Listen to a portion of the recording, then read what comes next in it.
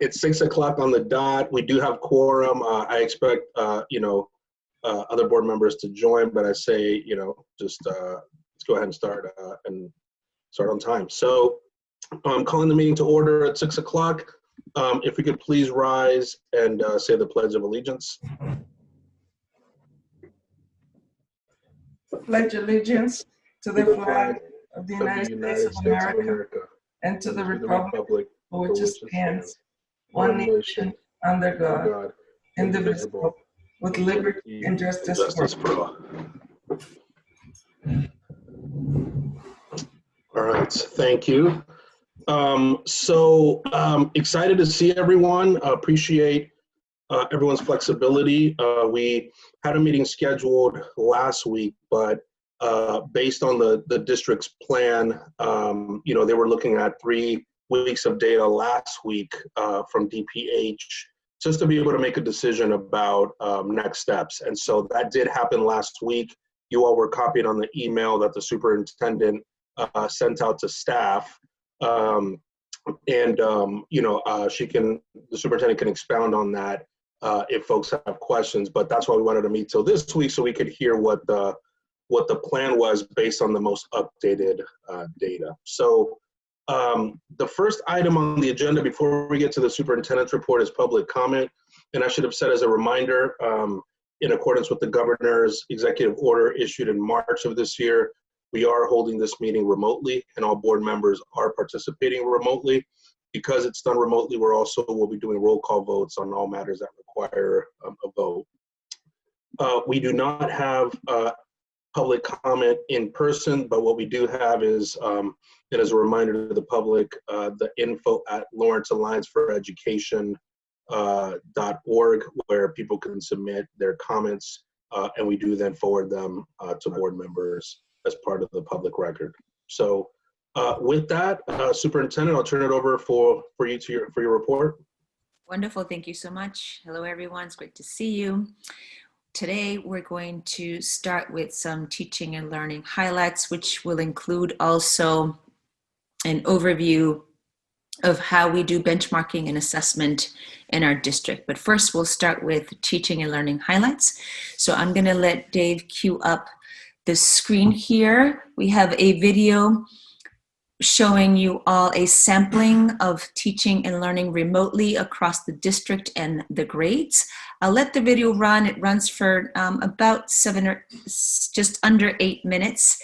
And then I want to give big shout outs to our amazing teachers and kids who have shared their insights with us. So go ahead, Dave.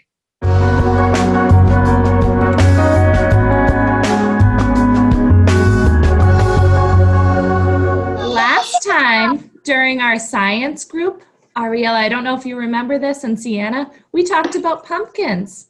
And we talked about some things we know about pumpkins, like that they're orange, they grow on the ground in a pumpkin patch, there's seeds and slimy goo on the inside. And so today, Sienna and Ariella, we are going to do something different. We are going to compare and contrast pumpkins with butternut squash, which is another type of squash vegetable. So our work today is going to be comparing pumpkins and butternut squash. All right, I'm going to stop my share so that you can see better. What do you notice as some things? What do you observe about pumpkins and butternut squash? Pumpkins grow at orchards or farms. Pumpkins grow at orchards or... Why are you spelling it? I'm writing down your smart words. And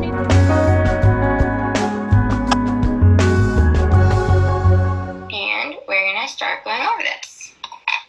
All right, so if you are back on Zoom, you are doing what I'm doing. Thank you for so many cameras on and everyone back on Zoom looking at me.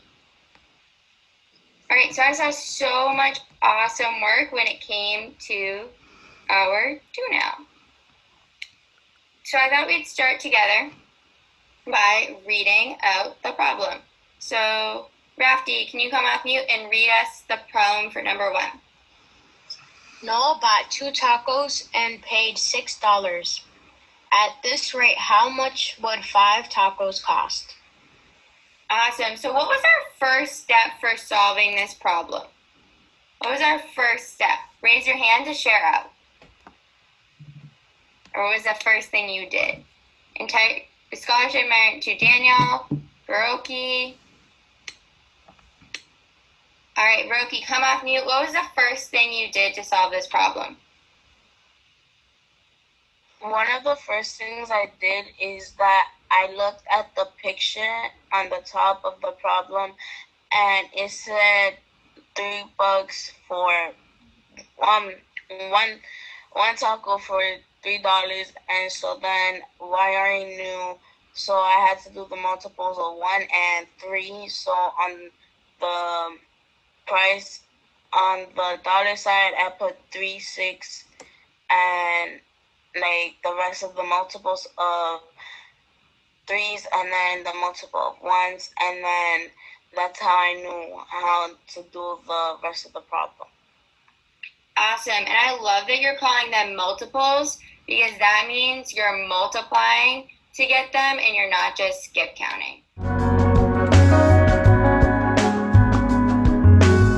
So today we're going to continue on with the Google Drawings tool. So say I want to move this crescent, right? There's a crescent from before. One thing I forgot to show you guys was this little yellow guy, this little yellow one. We'll move the pitch of it, so it'll make it more concave. So I put 2 eggs into a pan, and I'm going to cook them over easy. So this is our final project. If you want, you can put them together like a sandwich, one on top of each other, or you can eat them like that. Something that I notice on Picasso's too is in some areas he makes it look really dark, like a shadow. So you can do that by just pressing down a little bit harder. So if you notice, I'm pressing down a little bit harder with my pencil in some areas, maybe closer to my object. I might create a darker value of my red, and that just means a darker color, a darker shade of the red. So we've been working on our Starry Night play, and you guys have created some wonderful protagonists and antagonists for your play. The next step is talking about the setting. We already know that the inspiration for our play was the Starry Night house. But we are going to create a scene where the protagonist, okay, whoever you created, for me it was Hansel, and the antagonist, again, whoever you created, for me it was Stefan, they're going to meet up somewhere.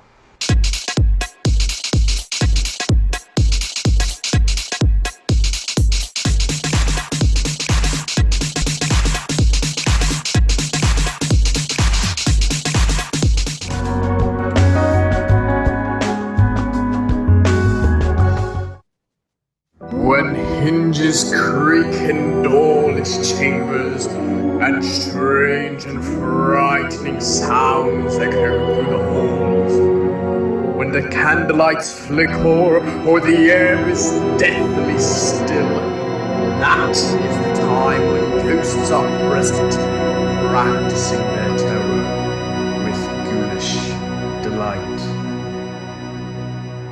When the crypt doors creak and the tombstones quake, spooks come out for a swinging wake. Happy haunts materialize and begin to vocalize. True ghosts come out to socialize.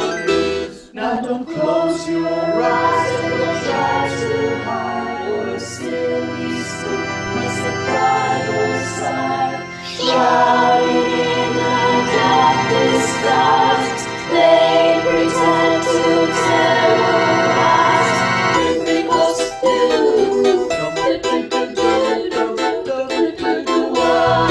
Boys and girls of every age, wouldn't you like to see something strange? Come with us and you will see this our town of Halloween. This is Halloween, this is Halloween. Pumpkins scream and dead of night. This is Halloween, everybody make a scene. Trick or treat, It's our town, everyone's happy in this town of Halloween. In this town, don't we laugh now? Everybody's waiting for the next surprise.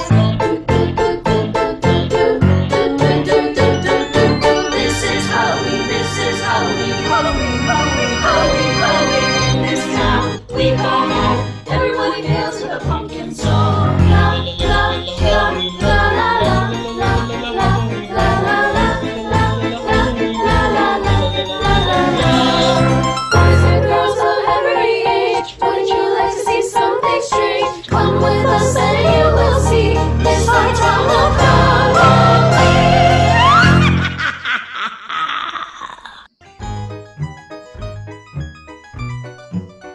Thanks, Dave.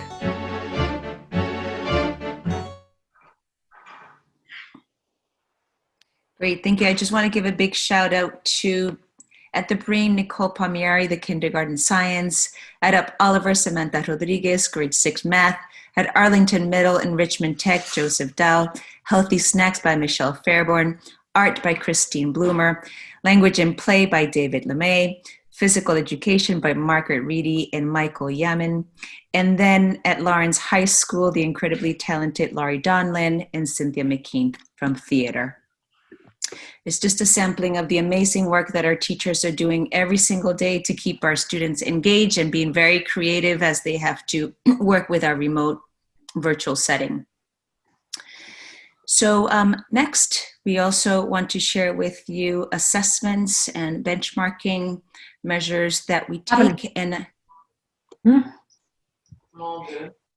I'm going to let Kristen share her screen.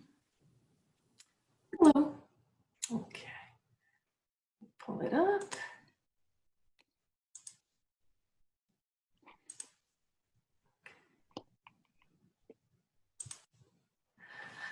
All right. Hello, everybody. I've been asked to come and share with you how we're using assessment to inform instruction, and especially the role of assessment in remote learning and instructional recovery. So the theme for this is forward-focused thinking. We're thinking about where we are right now and how we can move forward. What we know is all of our students have had their learning disrupted and interrupted, and it impacts all of us in different ways. The circumstances vary widely. So how can we help students recover and stay on track even as their lives continue to be disrupted by the pandemic? It's critical, so the answer to that is it's critical to identify students' knowledge and skills to then provide instruction that is aligned with their needs and closes gaps. So we are prioritizing the use of data to inform instruction. So our assessment data is being used to inform instruction. Informed instruction delivers a targeted, personalized learning experience, which will motivate students. When we reach them where they're at, their engagement increases. They own that learning, they identify it. They're better able to ask questions, guide their own learning, revise and retain what they're learning, which turns around and closes gaps and fosters growth. So when we have precise learning targets that were developed based on data on how the students actually are performing right now, and we give them clear success criteria, we know that we are helping them make progress. We give them feedback based on the criteria, students improve, and gaps close. So there are many different types of assessment, and no single test is useful for every purpose. So in blue, you'll see that about 90% of the assessment that's done in our schools and in our classrooms is formative assessment. It's done in the classroom by the teacher. We also do NWEA Map Growth Adaptive Diagnostics, and we use ANET on-grade level interim assessments. So let me start with formative assessment. Formative assessment's a process, it's not a test. It's that in-class check-in that helps teachers understand if the child is learning the concept that's currently being taught. Teachers use it to inform their planning, to differentiate, and to provide feedback to students to help them progress. So effective formative assessment happens when teachers, students, and parents, when possible, work together on what the students are actively learning, monitor how the learning is going, and make adjustments as needed. We also use NWEA Map Growth Diagnostics. And at the bottom of the slide, you'll see what NWEA stands for. It's Northwest Evaluation Associates, Measures of Academic Progress. So MAP Growth is an online adaptive assessment that gives an accurate view of what students know and are ready to learn regardless of their grade level. So the way this test works is it adjusts to each student's learning level, providing a unique set of test questions based on their responses to previous questions. If a student gets a question wrong, the next question will be easier. If a student gets a question right, the next question will be more difficult. And it will pinpoint where the students are in their learning when they're answering about 50% of the questions correctly. The data is available right away, and it's actionable right away. Teachers can put it to use. We administer MAP growth 3 times in a school year, fall, winter, and spring, which allows us to track progress and growth through the school year and across multiple years. It measures reading, math in K-12, and science in grades 5 through 8. Teachers use the MAP data to create flexible groups based on specific learning needs. And the test results are linked to skills and concepts aligned with the Massachusetts state standards. One of the best parts about MAP growth is there's an interactive dashboard which gives a complete picture of the students' learning in one place for teachers. It makes it fast and easy to differentiate instruction. And it's also ideal for sharing with students and parents to set growth goals throughout the year. We also offer ANET interim assessments. ANET is the Achievement Network. These are different from the NWEA assessments. Interim online math and ELA assessments in grades 3 through 8 from ANET gauge student mastery of grade level standards. And it identifies actions to help students where they're struggling. So each assessment covers recently taught standards. Schools select the schedule of standards that match what they've been teaching. Again, results are also very quick. They're delivered within 48 hours. All students receive the same test in that school. So it's different from NWEA in that it doesn't adapt to a student. It's directly connected back to the standards that they want to assess. ANET also offers an online platform, MyANET, which provides teachers with data reports, instructional resources, sample lessons, vertical progression of the standards, so what standards led to that standard, misconception guides, and an online quiz creator. Another component of ANET is their teaching and learning cycle. That's that cycle of planning, teaching, assessing, reteaching, and then reflecting on where we went. That's a big component of the ANET program, and it drives improvement. So to bring these things together, we use professional learning to bring them to life in the schools, and we have a multi-pronged approach to this. ANET coaches have built strong relationships in our schools, and they visit the schools about 20 times per year to implement the routines around the teaching and learning cycle.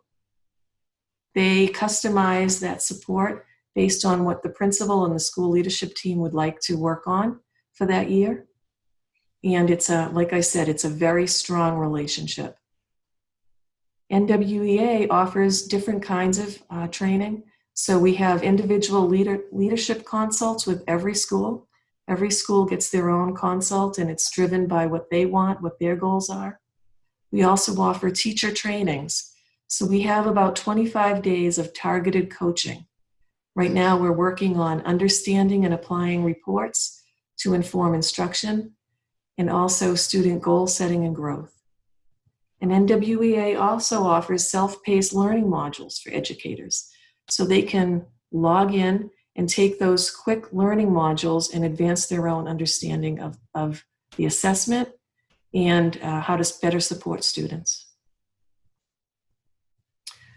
The final piece of that pulls it together is the Harvard Graduate School of Education's program called DataWise. So the DataWise project is a collaborative inquiry project which is set to drive continuous improvement of teaching and learning. So I don't know if you can see this whole piece, but there are 8 steps to the process, and it's basically all about coming up with a problem that you want to solve, finding evidence, collaborating, making a plan, trying out the plan, and restarting that process all over again. So data-wise, Leadership Institute is one component. We've had 8 schools that have completed it, and we have another 5 schools in the pipeline to start in January. That's an intensive Leadership Institute, which really develops the 8 steps of the plan and the habits of mind that underline the work.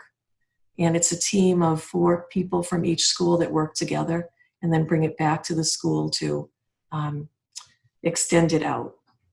DataWise in Action is the next component. After you finish the DataWise Leadership Institute, your school can sign up for DataWise in Action, which is a full year engagement with a DataWise coach, working on some of the plans that you've created for your year. So they will help you put the steps, the 8 steps, into action. We also have 2 staff currently working to become DataWise certified coaches. And the habits of mind that underline this work are a shared commitment to action, assessment, and adjustment, intentional collaboration, and a relentless focus on evidence. So to sum it all up, we are working to align professional learning, assessment, and instruction, all with the intent to meet the needs of individual students. We're collaborating to build a coherent, comprehensive support system for schools. We're pulling all of these partners together in message and approach, and we're staying forward-thinking and continually improving. Thank you. Thank you, Kristen. We'll pause here. Great. Thank you. I'll go ahead and do just alphabetical order to start and see if board members have questions. So Jess? I don't actually have any questions. Okay, great. Noemi? I also don't have any question at this point. Thank you. Great. Pat? Yes. First of all, thank you, Kristen, for that explanation. It was wonderful. And it really focuses us as a board on instruction and assessment. And I want to thank you for doing that. At some point, will we receive some comparison data from, I'm sorry, I don't know what that is. Some comparison data from last year, last fall with this fall? So it's a process, Pat, and basically we've been working the last 6 weeks to administer the NWEA test remotely, which was a big undertaking. It was brand new to all of us, teachers and students, taking a test remotely. And the schools and the students did an outstanding job in getting that done. Now we're working on the conversations and the training around how to use that data to inform instruction. So I think when students get back into school and we're able to test them in normal conditions, we'll be able to maybe compare that data to pre-COVID data and see if we can get any insight from that. Right now, comparing a test taken in a remote environment to a test that was taken under traditional normal conditions in school would be difficult, and I don't think it would. All right, but when you're done compiling this current data, is it possible to receive that information to see where the kids are at? The data from the fall to see where kids are at? Absolutely. Yes. Yes. One other thing, Pat, this is Mary, if I can jump in. Kristen did an excellent job. And I think one of the pieces that has been really informative, and we are using our MAP diagnostic data to help us inform, but it's to look back even further than last winter or last fall's testing. The wonderful thing about it is that we can see a trajectory of student growth over time.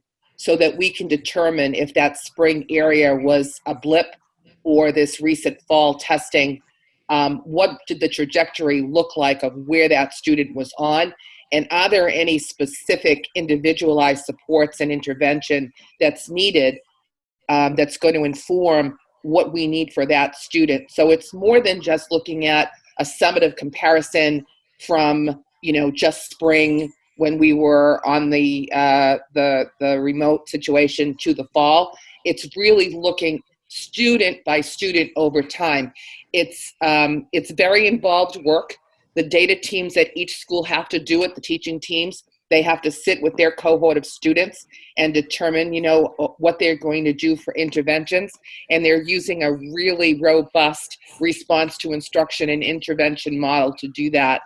So we're really proud of the enhanced professional learning that we subscribed to this year to go along with it, so that the teaching teams would have the coaching that they needed, as well as the supports from Kristen and others in order to get that done. So we don't want to mislead anybody in terms of putting summative numbers together. This is formative assessment that we're using so that teachers can inform their instruction and practice and help our kids grow. Right, I understand that, Mary, but maybe even if we focus in on one school, just to see what the data is showing and what the school is doing. I mean, I'm not talking, if we want to bring it down to a school level rather than a district level, just to give the board an idea as to how these kids are doing. Yeah, we can certainly take a look at that. All right, thank you. You're welcome. Okay, Mayor Rivera. I'm all set. Great. Julio? I just have a couple of questions. Kristen, thank you. Excellent presentation. I think it has provided us with a lot of details. Is there a cost to the teachers in order for them to participate in this assessment? There's a cost to the district. The district pays the cost of the assessment for the schools. Okay. And is it mandatory that the teachers need to use this tool, or do they just do it on their own?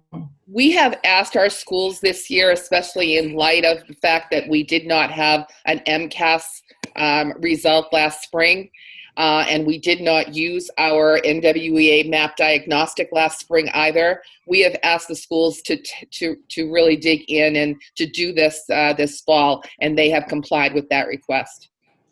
Excellent. And is there additional compensation to teachers in order to motivate them to use this tool, or is this just left? It happens as part of the professional development, the professional learning modules that we outline in the school schedule at every school. So the principal decides how much time the coaching will take place. Right now, because the fall administration has just finished, Kristen has set up some professional learning to happen for each school, and teachers are signing up. So they're choosing to sign up if they want to participate. Excellent. Thank you so much. You're welcome. Sounds like a wonderful tool to be taken advantage of by each teacher. Very informative. Yes. Yes. Thanks. Great. Just to echo my thanks. First of all, just the video was helpful to even just see kids. You know what I mean? Like it's been so hard, I'm sure, for all of you as well, but to not be able to see kids learning. And so thank you. I mean, that was helpful to see the different subject areas, grade levels, just a snapshot. And but I would encourage that. I think that's really helpful. Kristen, again, Mary, appreciate the presentation on assessments. A lot of my questions were answered. I guess one that maybe, well, let me stay with the MAP assessment for a second. So are all schools using the MAP assessment? I wasn't clear, or it's... We decided for, logical reasons that we would hold our kindergarten this year. Yeah. Kindergarten is having, enough of an adjustment being in remote and having to take a remote assessment at home when you're not in school. And then for grades 1 and 2, we gave the schools the option of waiting for the winter window. so that our first and second graders could get the lay of the land around remote instruction and then be ready in the winter window in order to start their assessment. Other than that, all of our grades starting at grade 3, and a lot of the schools did jump their second graders in, but it was up to the school. But starting at grades 3, and this year we added the high school. So for grades 9 and 10, that was new. And as I said before, the wonderful thing, and the high school is finding this, is that it holds the history of any particular student. And that student profile report is so helpful for families because it's very visual, it's interactive, and it gives the historical perspective in a graph form so that you can see the trajectory that the student is on. And there's always, you know, some sort of a summer slide that happens in a regular year where we, you know, don't have this anomaly of a pandemic. And we usually see that. And so we're looking to see, is that about the same on what we would see in a particular summer or year? Or does that look a little bit larger? Or in some cases, what we've found is that it didn't seem to have a difference, and the child hung on to their trajectory and to their growth assignment of where they were. So it's, we can't make any sort of predictions or summaries about all kids. This is nothing about all kids. Everything about teaching and learning is always an individualized approach, and we have to take each child as an individual and set up their own plan. Yep. No, thank you. What does it actually look like for a child to take the assessment? Is it online? Is it paper and pencil? It's online. It's about 45 minutes for each subject. So students who are taking an ELA and a math, they would not do it on the same day. And in the lower grades, in first and second grade, there is an audio component. And so they're not reading, they're having an audio prompt over the headphones. And then the science for grades 5 and 8, we're also giving the science assessment, and again, very similar. That would be a third day for kids that are in 5 to 8, and it would be one class period. It's not timed, so if they need a little more time, that's fine too. Great.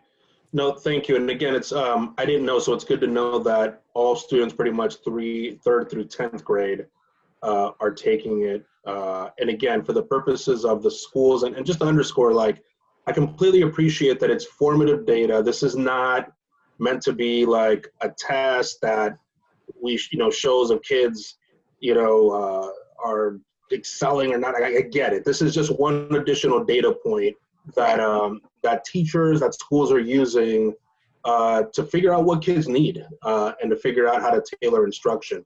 I think what would be helpful to the board is, as you all are looking at that sort of overall picture, and it doesn't even need to be like, here are the results and compare them, but like, Mary, as you're talking about, like, are there any areas where, let's say with the summer learning slide, like, yeah, unfortunately we see some, but are you seeing bigger areas when this year versus others? Are you seeing, if there's anything sort of bigger picture trends, I think, we leave it to you all to get in the weeds with the schools and the teachers and look at the data, to inform instruction. But I think for the board, it would be helpful, again, to see themes, patterns, like, how are you making sense of this, basically, to be able to know how to support schools, districts, our schools, teachers, and students. So, yeah, this is helpful. I'd love to ask a bit about ANET. So, how many schools are using ANET this year? Are we using ANET this year? I know, again, like, it's so unique. I'm just curious on what that looks like. Yeah, Kristen has the exact number, but again, we encouraged our schools starting in grade 3 to take advantage of the ANET interims, because it does give us some good data related to state standards. And it gives us data based on the order in which the schools are teaching the standards. Our standards-based report card is unique in that it allows each school to set their scope and sequence and their curriculum around the order that they would like to teach those standards. And so with the ANET benchmark assessment, then they can get real-time data after that unit is completed and their teachers have done a good job teaching toward mastery of those standards. and then they give the benchmark assessment, and they get really good information about which standards need some reteaching, and then where they can go and start advancing into the next group of standards. So it is not a comparison data. You can't compare the first interim to the second interim because we're testing different standards, but you can get very good data about those standards in which the teachers have just finished, and we can align it because it's a network. We can align it to other schools that are using a similar sequence in the state and even across the country. And so that we can take a look there, and it just kind of helps to give us that benchmark. And it helps us in advance of MCAS to sort of know what areas we might have to boot camp for particular standards that our kids might need to be bolstered in as well. So it's a good measure. Kristen, sorry, do you know roughly, or just like ballpark, how many schools are using it this year? All the schools that serve 3 through 8 except for 1. Okay, that's helpful. And is this also an online assessment? It's online, yes. Yeah. Okay. And then do parents get the results of either the MAP or the ANET? So MAP has a parent report, and it has a Spanish translation. The report itself stays in English, but there's a Spanish translation that can go home to the parents. And I know that the schools are working on trying to figure out the best process for delivering that to parents. So you could have a Zoom parent conference and up NWEA and share the student's profile, that dynamic profile report that Mary was speaking about a little bit earlier. There's also a paper copy that can be sent home to parents. And ANET is the same. Great. We just trained up all of our evaluation team facilitators and our school psychologists with the NWEA interactive reports, so that since we're doing all of our IEP meetings remotely now, we're taking advantage of the format to do screen sharing and visuals. And it is such a dynamic report to show a parent that kind of trajectory, and it has different aspects of the report that they can just click and bring up, and it gives the parent additional information. So they were very, very pleased to have that tool and to start using it in their upcoming IEP meetings this year. Yeah, no, I can imagine this year especially, and I'm talking of as a parent of 3 kids in elementary age in a different district that doesn't send us home data like MAP, which would be helpful. But I can imagine this year where it feels like you have less, maybe communication at times or information about your child. To get that sort of assessment would be helpful, and just appreciate that it's woven into the IEP meetings as well. Thanks for that. All right, let me see if I it's also good to send that report, and the parents are excited about it because they've seen the kids take the test. Yep. Yeah, now Right. Watching the kids take the test. Yep. They're very curious as to how the students did. Now, when they take NWEA test, they get a score at the end, but that score, they get an explanation of what that score is. It doesn't really mean too much. So there's a lot of excitement about that. And then do those assessments assess like reading level? Like, I don't even know how or if people can do that in this virtual, like, again, there's tool like F&P or Dibbles. Like, is any of that happening this year? Yeah, that's happening in addition. We do get a Lexile level with NWEA, but most of the schools in the younger grades are using the Dibbles Next anyway. We also use core knowledge, language arts in almost all of our schools in the lower grades as our core reading and language arts program. And so the assessments from that, it's part of that 80% pie that Kristen showed you, a formative assessment, unit assessments, formative assessment, observations, running records, Dibbles. Teachers are using all of those things in conjunction with some of these bigger diagnostic and the benchmark that are only done in certain times of the year. Yep, sure. Okay, no, that's great. That's helpful. It might be, like if, last question, I promise, you get it. It might be interesting, like removing student names. Like, it might be interesting to just see like what one of those reports looks like. One of those interactive reports. Yeah, just what they look like, or if it's online or something. Redact it. Yeah, maybe they have just I can do that. Find a couple that are interesting and bring them your way. Sure. Yeah. Great. Okay, I'll pause there. Julia? I just don't want to make the meeting any longer, but just a couple of follow-up questions based on what you asked, Ventura. One of them is, how do parents find out about these assessments so that to know that they have access to it and that they can go online and find out how their children are doing? So they don't have access to go online and look it up. The school has to provide the parent report to them. And so they do that in a number of ways. I'm going to go back to when I was a principal. I would send the parent report home with every report card. And so that's one way to do it. They can do it in terms of having a parent-teacher conference around report card time and share it then. This new student profile report that's interactive, as I said, sharing it at an IEP meeting or when the principal or teacher might be having a conference with a parent. It's very easy to bring up because it's so interactive and you can use it in that format. Because our meetings are, like I said, happening on Zoom, it's nice to have a visual that you can share.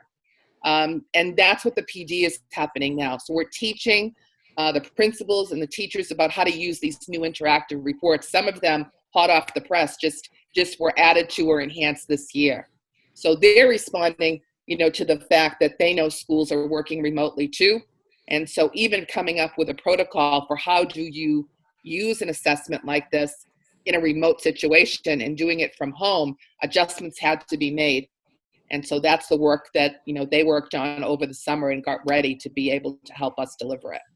And have you found that a lot of the parents like the fact that it's interactive and that they can see how their student is doing? Definitely. It's very encouraging, especially because if the child has been with us for a while and has taken the test 2 or 3 times a year, you can see very clearly that trajectory line of growth. Even if it isn't all, going 100% up, there might be a couple of little dips, but overall, if you can see that trajectory going in the right direction and, going to a positive result, parents really appreciate seeing that. Great. And teachers are excited when they see it. They pull up their class and they get very, very excited, to look at all the data and see how the students are going. And because, they haven't worked in person with any of the students that they're serving right now. So they need as much information as they can get on these kids. What they've lost in remote instruction is that ability to walk around the classroom and just see a student working and see how much they pay attention or all those. So they've lost all that. So they're hungry, they're starved for this information. And, very good point. And I think that's why it's been so well received this year. And we've been doing NWEA for years. It's gotten better over the years. This report is one of their newer reports, and it's fantastic. And it really is a one-stop shop for teachers and for parents to be able to have those conversations. So, it's always exciting and always new, and the professional learning is really going over well. And I'm getting tons of follow-up emails. And I have another question, and can you go over this again? So it's really caused a buzz, and it's been great. That's awesome.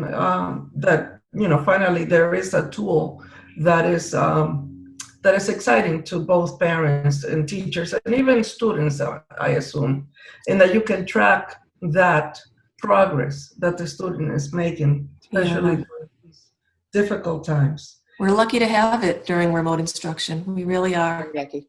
Yes. And I think we'll come up with, the district will probably come up with more and more tools that will be more beneficial throughout this pandemic in the future, right? And the other question, Kristen, is Ventura asked if all of the schools were participating, and you said all except for one. Is there any particular reason why that particular school is not participating? Well, you know what? Well, it's funny that you asked that. I just happened to have looked at that because, I was anticipating maybe someone would ask me that. And now I'm kind of wondering if it's just because my site isn't updated. So I'm going to have to look at that and get back to you on that. Because there might be an issue about my site. Based on what you said, that is kind of mandatory for everybody to use it. So that's why I raised it. Well, we really encourage NWEA. That was for the ANET. Yeah, right? so I think, that was, right. I just wanted to, Julia, so there's a difference between the ANET, which is what Kristen had mentioned, which is the -1, and that's more of an opt-in. And then the last thing I'll say about ANET is that with SOA funding, we had planned to support more schools with a whole package. I don't want to get Mary started on the SOA, but that's another thing. So it does cost the school a little bit, and then we were going to support them with SOA funding with what we call the suite of ANET. So that might be the reason that one school, or I don't know which one it is, but there may be another reason. Okay. Yeah. All right, thank you. If you can share that with us, probably at the next meeting or something, that would be helpful. Thanks. Thank you. Thank you. Thank you. All right, Superintendent, I'm going to turn it back over to you to continue with your report. Wonderful. I'm going to share my screen and just share with you all an update on attendance. So momentarily, let's share here.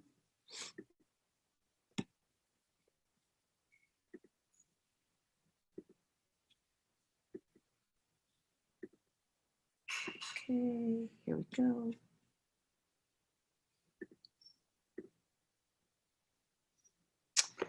So this is attendance since we last met, and it is, as you requested, a comparison between last year and this year's remote. So I'll give you a second to scan.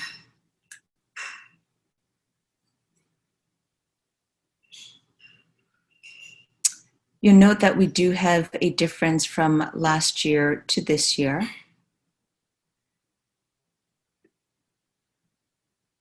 Hovering between 3 and up to almost 5, if I'm doing my math correctly. I don't have any other further comments on this. I'm happy to answer questions. I'm sorry, I don't understand the chart. I was just going to ask if you could. Oh, sorry. Sure. So this top, you see, this is weeks 5, 6, 7, and 8 since we last met. And then you can see the corresponding dates right below it. So October all the way up to now. And this is the percentage weekly average that come across in the blue. And then the comparison that you see below it is last year's.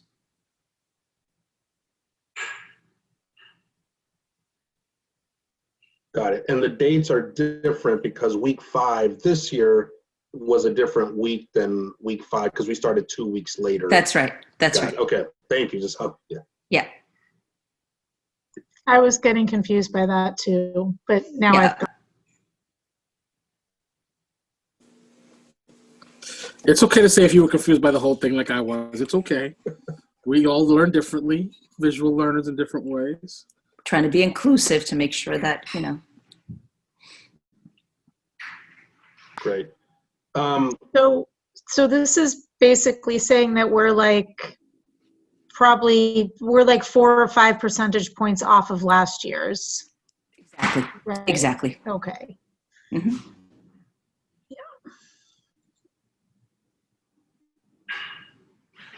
And again, just so I'd make sure. Oh, Ventura, do you want to go in order? I just don't know if we're going to keep going, Superintendent. Do you want to pause here? Questions? Yes, pause for questions, please. Okay, so let me go the other way this time. So, Julia, if you have questions, if not, Mayor Rivera. Right. So I believe at the last meeting when we looked at these numbers, we were curious to find out what was happening with the rest of the students that are not participating. And I understand based on the superintendent's report is that some of the students are still out or in different areas that are not being taught remotely. Is that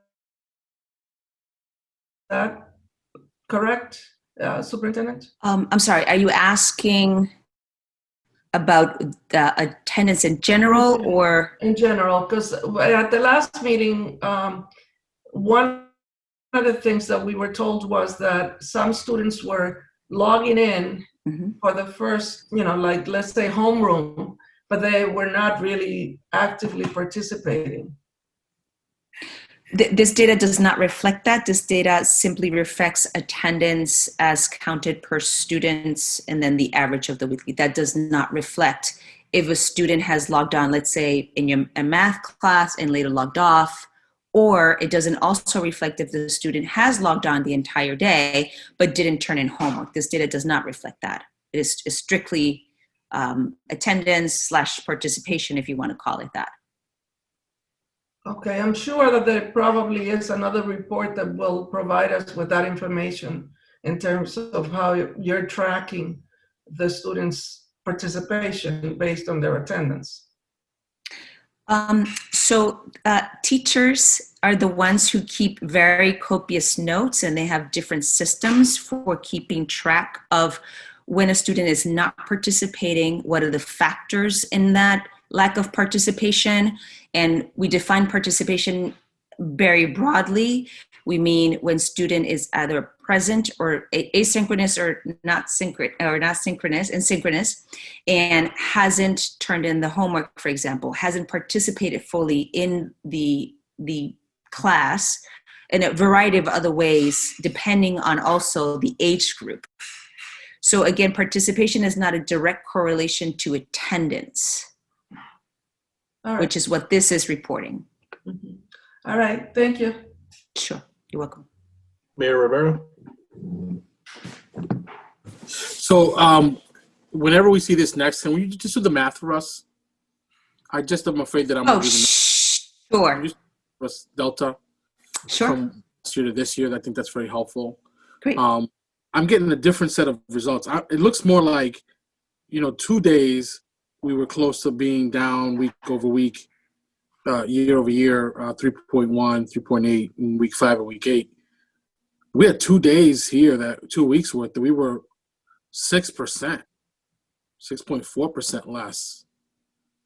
Because those are percentages, right? Not just numbers, right? So week 6 we were 6.4% less people were showing up to school than the year before. So what's 6.4 on the enrolled number? That's the scary number. So I don't know what it is, and I don't want to. I'm good in Excel, but on a piece of paper with a pencil, I'm not so good. So I don't want to. My sense is that it's 6.4% on 12 or 13,000 students, right? Yeah, it's probably about 600, 700 kids, right? 600 kids, 700 kids. But that's our math. I'd rather get that from the district. Happy to bring it in a different way, yes. Yeah. Okay. So that worries me. Again, I'm shocked that we got over 80 in this environment. I don't want to overstate my concern about the 600 students. This is really difficult to do. I've had the opportunity to go to read to kids synchronously, and it's a very difficult thing to do. And so I give it up to the teachers for their work they're doing, and that these things are working.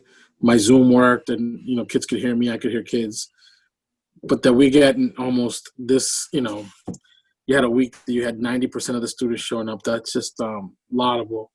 But I think the point is, like, is there a specific program, effort, energy to go after kids who are, so, on that week you had almost 6.4 kids not show up. Does somebody go after them and talk to them? And, is there a problem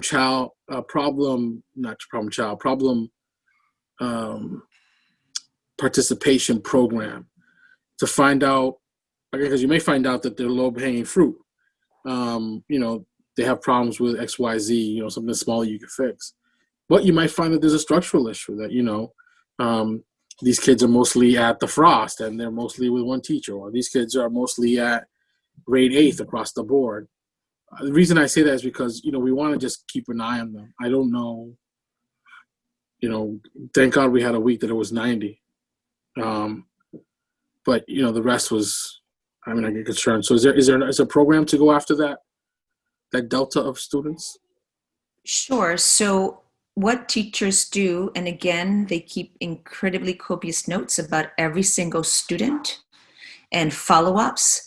And then each school designs initiatives around attendance. And I think I shared with you all last spring, and happy to bring examples of what those trackers look like, depending on school, on the level of the school. But each teacher and the principal is the one who monitors that, knows exactly every single kid, what happened, the follow-up, the communication with the parent, the communication with the caregiver, the communication that followed up, of why that student missed class the particular day. And this is not captured here because this is just a snapshot of the week. Oh, so you guys are still running those spreadsheets where people are like putting in their information. Correct. Okay. The school-based, yeah. Yeah. So what I'm asking, I think that so that makes you guys are tracking the students. My question is there a program or an effort that says, regardless of what the issue is, we're doing something specific with these students? Because it's not that they're missing the class, which is the attendance problem we were going to try to address pre-COVID. This is they're missing instruction, right? This is different in that, like, they don't have to show up to school now. They can just log onto the screens. So it's different. I'm trying to make a different case for difference. The attendance problem we were having before had other things to do with it. People traveling and all this other stuff, and doctor's appointments and all this other stuff. This is about kids not showing up to Zoom. So I feel like I don't want to miss. Let me say what we have a problem with people traveling, right? So we're trying to figure out how to get to people traveling. So we have a specific program. If you travel, we got a list of people who travel. We go to your house and we give you information about quarantining when you travel. We're dealing with travelers. My question to you is, are you guys figuring out what you're doing with non-attending students? Even though you know why they're not attending, I get that piece. Are you doing something to deal with that loss instruction? Sure. So it's both. It's one, school-based initiatives, we call them initiatives, and supports that are very tailored to each family and student. In addition, there are opportunities, and teachers have designed this along with school leaders. As an example, the high school has Saturday schools, right? That's one example for students who have missed, let's say they missed last week or the week before, then you can make it up on Saturday, virtual school. That's one example. And then there's after school, and then there's in between. There's many different opportunities to make up that work, either synchronously or otherwise. And they're all very school-based. So the answer is it's both, yes. Great. Just last thing, if you could, I don't know, send us some examples of what those school-based supports are, that'd be awesome. Because sure. I think it's, this is a guerrilla war. And the enemy of non-instruction is like, it has many faces. And so I get that you're going to have many flavors of it at the schoolhouse.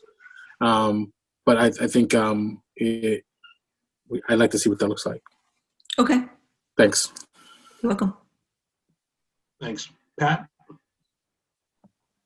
Yes, Superintendent, I'm probably, taking off from what the mayor said, I'm concerned about the participation rate. And I don't know how you can chart that for us. And I know the teachers are keeping, as you say, copious notes on the kids and why they're not participating. But if the attendance shows that the child logs on in the morning and then doesn't log on the rest of the day, that's a participation rate that we need to see. Because the attendance could be, in one particular school, let's say 90% in the morning, but as the day progresses, the attendance could drop to 60%. as far as the kids participating. So is there a way that we can see that and try to understand what that participation rate looks like in the district? I'm trying to understand your question, and I just want to be clear that attendance does not correlate with participation, and it would be good for us to define what participation is versus the attendance. So attendance gets measured in this data here, and kids have to be present at least half of the day for this to count as attending. And then again, participation, because there is synchronous and asynchronous, it's hard to measure it in a data form like this, because an example can be that you do have students who have attended and then are participating asynchronously or see what I mean? So I'm happy to bring you more information, but I just want to be clear that participation it's not the direct correlation. No, and I understand that, but I think for our purposes as a board, we're looking at attendance rates, but I think the bigger picture is how many students are actually engaged during the course of the day and how many are participating in instruction, because these numbers could look very, very different at the end of the day as opposed to the beginning of the day. I don't know if I'm making myself clear. Yeah, the assumption is that what these numbers reflect students who have been on with their teachers. Thus, we will assume they're engaged in learning. Okay. Right. And I think the part that we can figure out together how to best share that is when they're not synchronously and after the day or the day that's, the other time that you cannot clock or measure in attendance data. That's, I think, the part that you're seeking. Yes. Okay. All right. Thank you. You're welcome. Noemi? Yes, hi. My comment is, I have a different take of attendance. And more than that, I would like to see how is the academic progress of the students. Because understanding that many students, for a variety of reasons, they're going to be absent. What is the school doing to ensure that that at the end of the day or at the end of the semester, the students actually capture the lessons and progress is made academically, so we don't have too many students that fail. So and that goes along with what Mayor Rivera was saying, like what are we doing at the different schools, understanding that yes, it would be school-based, but it would be a good idea to see those examples of, if you see that there are kids that are chronically, they're absent, what are we doing to ensure that they learn and they are not falling behind? Great, thank you. Mm-hmm. Jess? So I'm going to take a wild guess here, right, and say that, of the roughly 10% of students who are not showing up on any given day, and I think I understand, I think I'm correct in saying that it might not be the same 10% from day to day, right? It could be, some kids might be coming 2 or 3 days a week, not the other days, et cetera. But the ones that are not showing up are probably folks who are like in our more vulnerable families, right? Where there could be housing instability, there could be, other things, there's financial instability in the household, whatever it, like we've gone through a whole bunch of reasons why, like in the past few weeks, like you guys have let us know, and I'm assuming that a lot of those reasons haven't changed very much, although you should definitely enlighten us if they have. So I guess my question is more like, how do we communicate this to DESE in a way that enables us to get the resources that we need, not even like for the, I mean, maybe partly for the school to form more community partnerships around helping support these families, but also to elevate this conversation beyond the education system, right? Like this should be a statewide priority. And I'm sure that Lawrence is not the only gateway city that's in this boat. I haven't looked at the attendance numbers from other gateway cities, but I would assume there are some similarities. Like this, I feel like and maybe this is already happening, and Ventura, Cynthia, like maybe you could speak to this, but I feel like we should, it's like, I've heard some of our members like ask, well, what are we gonna do if DESE says, oh, your attendance rate is not great, and so we're gonna cut, your funding a little bit or whatever. But to me, it's not like we have to flip that question on its head. Like we should be knocking on DESE's door and being like, dude, like 10% of our kids on any given day are not able to show up for various very important socioeconomic reasons. And what is DESE going to do about that? And how is DESE going to elevate that conversation with the state legislature so that we're seeing this as the priority that it is in terms of investing in our kids and our systems so that they can be engaged in this context? That's my question.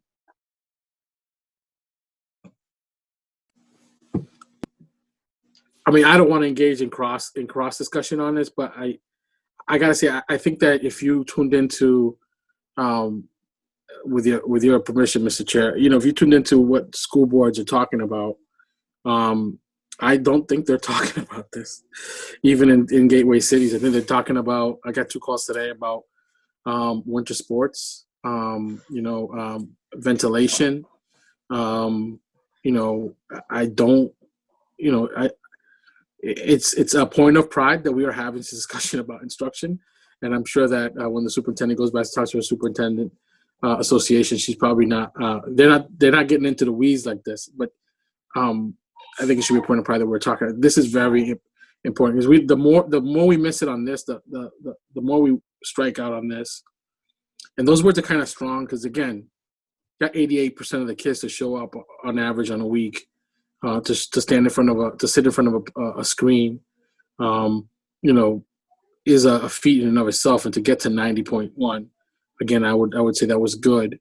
But all those people we're missing is that we're going to just have to come back and figure out remediation for those kids once the light goes green and we go back to in person. But yeah, I would be surprised. But and I don't know if DESE's prepared to have that discussion either, But I preface all that with saying that I think that we're in a good place, that if the superintendent and her team have things that she thinks we should do, and it's about money, that we can go to DESE and the governor for, and his team to talk about. And then if they're not there to do it, that's something we can have discussion at the local level between myself and the city council. Yeah, I mean, I think part of it's probably about money, right? But it's also about housing, and it's about childcare. It's about a lot of other things where I don't think the education system can operate in a silo if we want all kids to succeed. I mean, I think, I am sitting right at the kitchen table next to my son working remotely while he's learning remotely. And I see how hard these teachers are working and how much thought and effort they've put into creating engaging curriculum and trying all these creative things, and constantly having their flow interrupted by trying to solve a technological issue or get someone off mute or deal with other things. And you get a taste of what some of other families are experiencing and what's going on in the background in the Zoom setting. It's a really difficult situation, and I don't think the failure is not in our school system. And I have seen even just I took Eli out of school one day for a family thing that we did, and I had a call right away from Miss Juana, who was tracking me down, where is he, what are you doing, he didn't show up today. The schools are on it and they're following up. I just think that the question and the problem is larger, and DESE's got to see that, and the state's got to see that, and they've got to resource this in other arenas so that our families can get to the place where the kids can engage, where the teens are not having to leave to start working because mom or dad lost their job because of the pandemic, or, you know, mom is not having to leave kids at home because, you know, she has to alone because she has to work an essential job, and, you know, she doesn't know about the Boys and Girls Club or the Y, or, you know, places to drop kids off. Or there's so many layers going on here. And I think we need to elevate this conversation at the state level. All right, I guess my comments. So I have a few things to say. One is, like the mayor said, I mean, I'm looking at the numbers. They could definitely be better, but I also want to start with saying 90% week 5, close to, you know, week 8, dropped a bit in the 88%. Like, again, we want to improve, but again, I feel like given this context, it's a good place to improve from. You know what I mean? Like those are strong numbers to improve from. I guess what I would ask, and Jess, I mean, this gets to your point about like sort of either what's the ask or what's the picture we're painting. Like, I know the district has strong efforts on supporting student attendance in non-COVID times. You know what I mean? I know there are teams that are really focused on attendance, and the superintendent's talked, you know, about what the process is to find kids, you know, who are not showing up repeatedly, chronic absenteeism, things like that. I guess one question I would have is, you know, especially, I mean, it's across the board, but obviously there are a couple of weeks here where the attendance is lower even than, you know, than last year. Are we finding like the resources that we have right now at the school department around, you know, addressing absenteeism, are those, do we not have enough? Are they, you know, needing to be, or do we need different types of resources, or, you know, like what are the factors, I guess, is partly what I'm trying to get at, because just like, you know, what you said is probably true. You know what I mean? Like absolutely, because I think it's not just Lawrence, but we're probably seeing some of those things across the state. But I guess, is it true for us in the sense, like, do we have like a case that we can point to, not a case of a family or child, but like saying that, you know, we're using our resources the next way, but here's what's happening such that, you know, our families can engage. Like, what are the issues we're finding? Because those things, you're right, Jess, if they're like along the lines what you're saying, it's not the school department's, you know, job to solve housing insecurity or access to healthcare. I think those things can be elevated. I'd say not just the DESE, but I think on the, you know, on the broader state side. But I guess what I'm asking is, one, are our resources, which we dedicate to this, just like, are they not proving as effective as we want them to? I'm not sure if that's the case, you know? So I guess what I'm pointing to is like, I'm trying to better understand, you know, sort of the analysis here of why attendance is lower. Like, are we finding things that, you know, are so different than a typical year that we do need to really advocate for just additional intervention support, you know, at the state level? But so I guess I'm trying to distill this to a question, Superintendent, I apologize, but I think to this point of like, you know, again, I know there are robust efforts in place, you know, always to try to address absenteeism, things like that. But I guess, what are you hearing? And I know you've presented to us, Superintendent, like, you know, the efforts. So I guess maybe what are we hearing from folks who are doing that work? Because again, the numbers are not where they were last year. So are we hearing anything different from those folks about what efforts have been like this year as compared to last year, or other years rather? Yeah, this will come as no surprise. It's just a reminder, this is incredibly COVID related. And that is many, many layers of what COVID has done and impacted our families and our community. And I think you've all mentioned them. There's everything from housing insecurity, food insecurity, job insecurities, disruption after disruption, trauma after trauma. One day the family's fine and the kid is, and the next day things have gotten difficult for many, many, many reasons, specific related to COVID, in addition to those families and kids who would have already had chronic absenteeism in spite of that. So now add the extra layer. So I wish I could tell you it was just 2 or 3 things that were like, we put all our resources, all our manpower, time, people, money, and we would absolutely campaign around that. But it's every single family, very unique case. Is why the schoolhouse has very copious, again, interventions and supports in place for these families and students. Ventura, the superintendent just said something I think is very important to add to this chart. The weekly COVID number. Yep. In my head, I'm thinking, we got to get all these kids, but we had 145 people get COVID from Wednesday to Thursday. Those are that's a lot of people. And, let's say there's some overage of the number of people that live together on that. So, week 5, the number, whatever the number of COVID for that whole week, I could tell her with that. Well, we can get that to you guys so you can put that in here. So we can have a sense that, I think it's an understatement to say that this is heavy COVID related. I mean, we're remote because of COVID. The kids will be missing. I think, that was just a layer that I was not remembering, and I want to apologize ahead of time for that.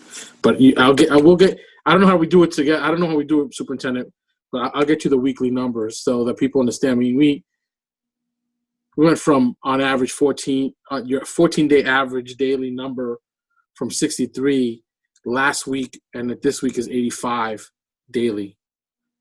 That's the average over 14 days, 85. We're seeing spring numbers now. And so I think that puts by putting the COVID number on there, Madam Superintendent, that helps.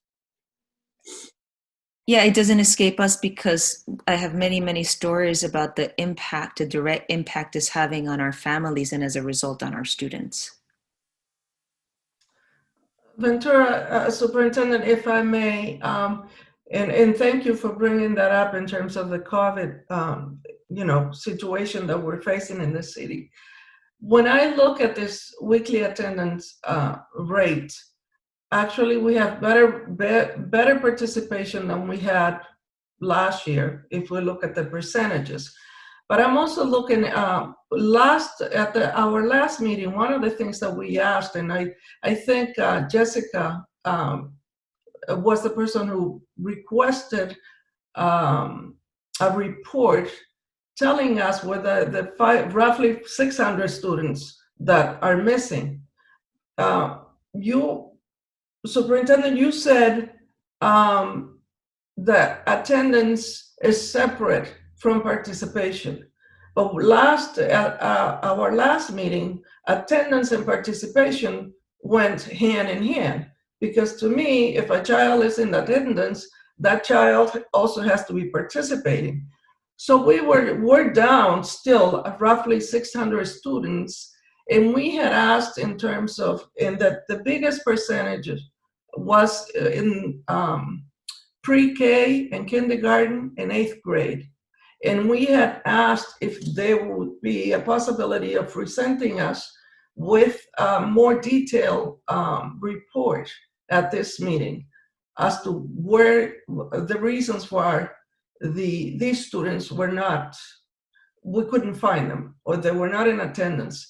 And I think this is where we as a board, I'm speaking, this is my frustration in a sense, but I think it also reflects on other members that instead of giving us percentages, we would like to know the reasons behind. We have 600 students that are not participating, but this is what we find out as to the reasons why. Instead of just saying, well, that we have pretty good participation of 94%, but yet we cannot determine what the additional 6% is doing. And I think this is what we were expecting at this meeting, besides the comparison between last year and this year. Julia, just to clarify, I think the numbers on top are this year and the numbers on bottom are last year. So like week 8, it's 90%, yeah, for this year and 94% for last year. Thank you, Jess, for clarifying that, which still shows that this has to do with the times that we're living in, with the pandemic and all of that, in terms of as to how the decline in participation or attendance. But I think we wanted to get a little bit more than just the numbers. So just to clarify, the last time I reported was on enrollment, and we talked about, kindergarten enrollment being down and 8th grade enrollment being down. But it came with the same report, Superintendent. Actually, Denise was the one that made the presentation at the last meeting, and these are, I'm looking at the minutes actually, and these were the questions that were asked. Sure, that those were enrollment. It was an enrollment report, yes. It was an update for attendance. We also presented an update in attendance, yes. Right, and I think Julia is right in that we did ask for, sort of a breakdown of the reasons why students were not coming, because we clarified last week that it's not that these are attendance numbers or the average for the week on any given week. It doesn't mean that 10% of all of our students are never attending school. It means that, on any given day during that week, let's say during this most recent week, 90% are in school, which I think, am I saying that correctly? So can I just jump in? I want to go to the point that Julia was making around the 600 students. The 600 students are definitely around enrollment. Enrollment is down approximately 600 students, and that is primarily pre-K and kindergarten. And we talked a lot about that around families making difficult choices over a 2.5-hour day and whether to keep them home and or keep them in community programs that are already full day. And it seemed that we were, that was well understood. And then Ventura came back and requested more information around the 8th graders, that was a relatively large number. It was just about, if not evenly, 100, and jumped off the page. And we went and looked because it was a little bit, and I don't know why it didn't dawn on me sooner, but we ran a report on where all of those 8th graders withdrew to. And it isn't actually a surprise. A large percent of them went to the Greater Lawrence Technical School. Another part went to Central Catholic. It is a traditional jumping off point for some of our students. So when we look at that, that's actually less of an anomaly. Our anomaly is really with our pre-K and kindergarten students who are not choosing right now to jump into a very messy situation and to just sit and hold tight until they know where we might be later in the year, or to enroll for next year if they're not if they're not already 6 years old. So it really comes down to what is more like 350 or 400 kids who are pre-K and kindergarten that we're going to have to work hard to earn their trust and have them enroll with us when we know our plans or for next year. But the 8th graders turned out, when we looked at the data, and that's something I should have run the withdrawal numbers on beforehand, but when asked, the vast majority of them are at the tech. But I just want to make sure we're not conflating enrollment and attendance, right? This goes back to the superintendent's point, right? So that's the clarification around the enrollment numbers. Correct. But then what we're also talking about, which I think, not to speak for you, Julia, but I think you were seeking that clarification. But then around attendance, what we're saying is that if we have roughly 10% of kids on any given day who are not showing up, is there a way, and I do understand, Superintendent, your feedback that there's a million different reasons why kids are not showing up, but are there sort of broad categories of things? Because I think that could help us if we do want to elevate that conversation to say, you know, of that 10%, you know, X number or X% we're dealing with like a COVID situation in the family or the death of a family member. X% we're dealing with a housing instability situation. X% we're dealing, you know, with something else. I don't know what the categories are, but is that even possible to do with the data that you do have from the schools? I'm certain that if we looked at the notes that we could see some patterns, and we're happy to look at that and see if we find some patterns and report back to you all. But again, those are the notes that are kept in the schools, and we have the bigger picture sort of district-wide, but we're happy to ask schools to share with us and see if there's patterns, and we can share, you know, we have a lot of kids in X category, Y, and then share it with you all as to why they're not attending any given day. Yeah, I don't want to make a ton of work for you guys during this time. But I would defer to some of my fellow board members on how they felt about it, but I just think that would be helpful in terms of us trying to make the argument at a larger level. Like, this is something that, you know, like, because if we, for instance, say that, you know, like of the 1,200 kids who are not showing up on any given day, you know, like 400 of them are dealing with X issue, that's a pretty substantial percentage. And that gives us some ammunition to think about where else to look for resources. Sure. Great. Thank you. So again, just not to try to summarize it all, but I think what I'm hearing is, again, last week presentation was really about enrollment, and I did appreciate both last week and this week the sort of analysis of the pre-K, K, 8th grade, and I think 11th grade as well, Denise, you all provided me.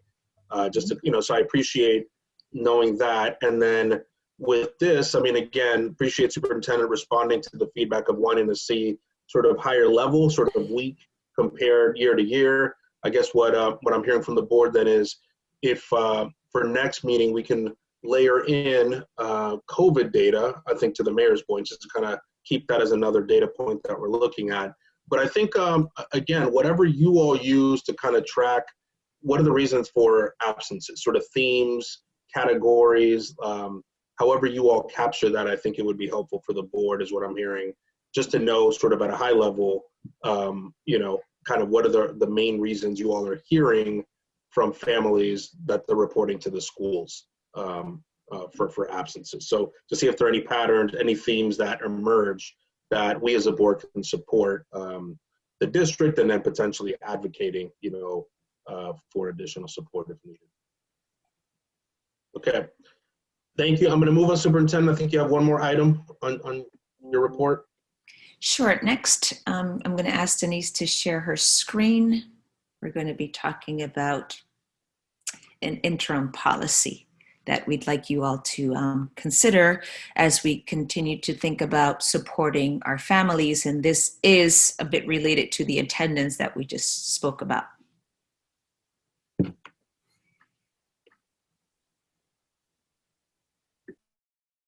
Sorry about that. Hi.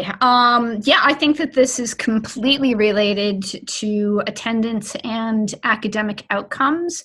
And on behalf of the school district, I want to present on a proposal that for a policy to seek approval, basically of a temporary policy to extend access to learning in Lawrence Public Schools for students who are temporarily located outside the school district.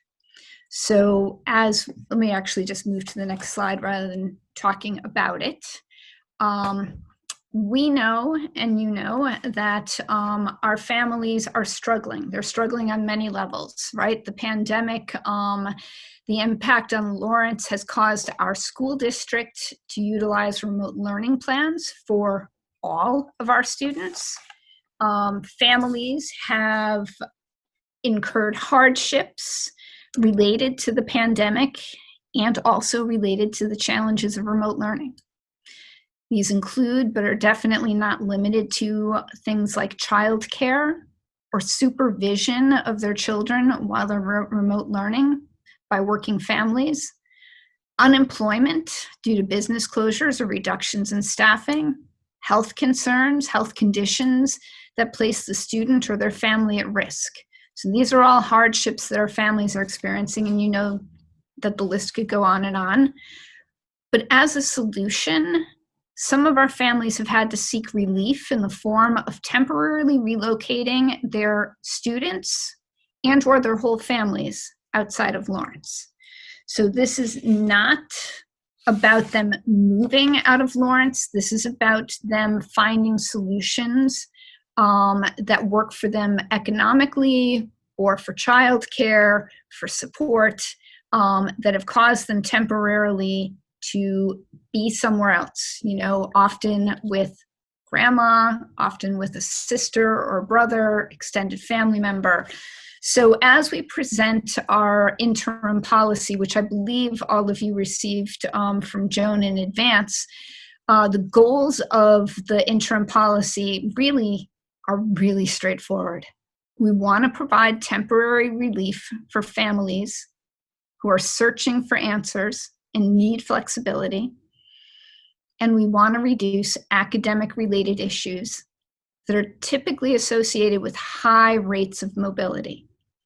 Having students be here, go to Texas or Florida or Lowell even, or the Dominican for 2 weeks or 3 weeks or a month and a half, leave Lawrence schools and then come back and re-enroll and figure out what they've learned, what they haven't learned, what they're accountable for, what they're haven't accountable for, doesn't make any sense. So we're looking for an opportunity to formalize a process and a policy that allows them to continue to learn with Lawrence Public Schools. So, before I get to that, sorry. The policy draft really goes hand in hand with an agreement that we're asking families to complete. The agreement or contract, if you will, you know, attests that their students have a device, either the loaned device that we gave them or their own technology to access the learning wherever they may be in their new temporary location. That the student has consistent access to reliable internet connectivity provided by the family or caregiver in their new temporary location. And that students will return to in-person classes and return to Lawrence for their in-person classes at such time that the district returns to full in-person learning without restrictions.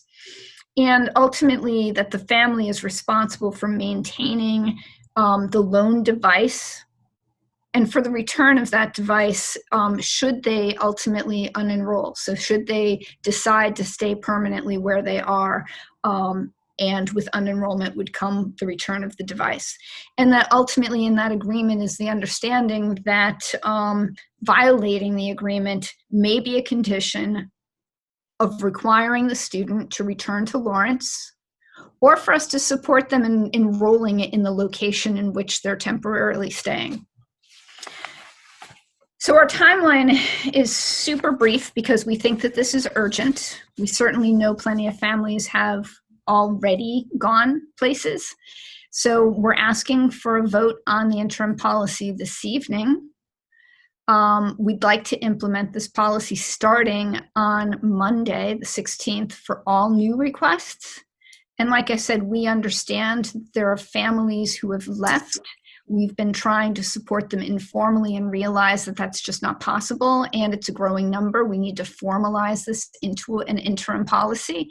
And for those families who have already left, that, we're giving this an extension, to the 24th, about a week and a half, to make sure that families get the agreement, understand, have conversations with us, and then complete the agreement for us. So in short, when families fill out this process, this agreement, it's in the form of a Google form. That form is converted to a spreadsheet that a member of the enrollment staff at central office will manage. But every school clerk and every school administrator will have access to that, and they will have the ability to add comments. So if a family changes their minds and stays 2 weeks longer or comes back earlier or has issues, there's a way to track all of that. So we're trying to figure out how we track, how we best stay in communication with families, and how we make learning possible and doable, given that families are really struggling tirelessly to support their kids and are looking for solutions. So these are the questions that we're posing, or the examples that we're posing, and we're asking for your approval of the interim policy this evening, and I'm free to take your questions. I'd like to make a motion to accept the policy as presented for discussion. Do I have a second? Second. Okay, I'll take a roll call vote. Actually, do we discuss? Just discussion. All right, so the floor is open for discussion. Jess, why don't we start alphabetically again, and why don't we start with you? Are you doing the vote or questions? Questions now. I'm it's just good. on the floor. We haven't yet. I'm good. Okay, Noemi? My only question is, how many students do you think will benefit from this type of initiative? I think that it will be probably, I would say, maybe 2% of our population, maybe 3% of our population. I was recently in close contact with the Partham Elementary School. They have 12 students who have temporarily relocated somewhere else, and that's 1.8%. So it's 12 of their 658 if we were to use them as an example. So, because the other thing that I was thinking is, as I was listening to this initiative, is I wonder if, as we're looking at different strategies and ways to target absenteeism, if this is something that could potentially impact those numbers too. So. Right. I mean, and that's the goal. If you have better supervision somewhere else, if that's with a grandparent, a sister, brother-in-law, if there's someone who can be supervising and supporting because as a parent you need to work, then that should help with attendance. That should help with outcomes. Sure. And if it doesn't, then we need to bring the child back. Mm-hmm. Okay. Thank you. You're welcome. Yes, I like this policy simply for the continuity of instruction if the kid returned to the district. But I have a question. Is there an attendance stipulation attached to this? I didn't see it in the policy. Oh, yeah, absolutely. There's a section that says attendance and grading policies. Oh, I'm sorry. No problem. It's right. Yep.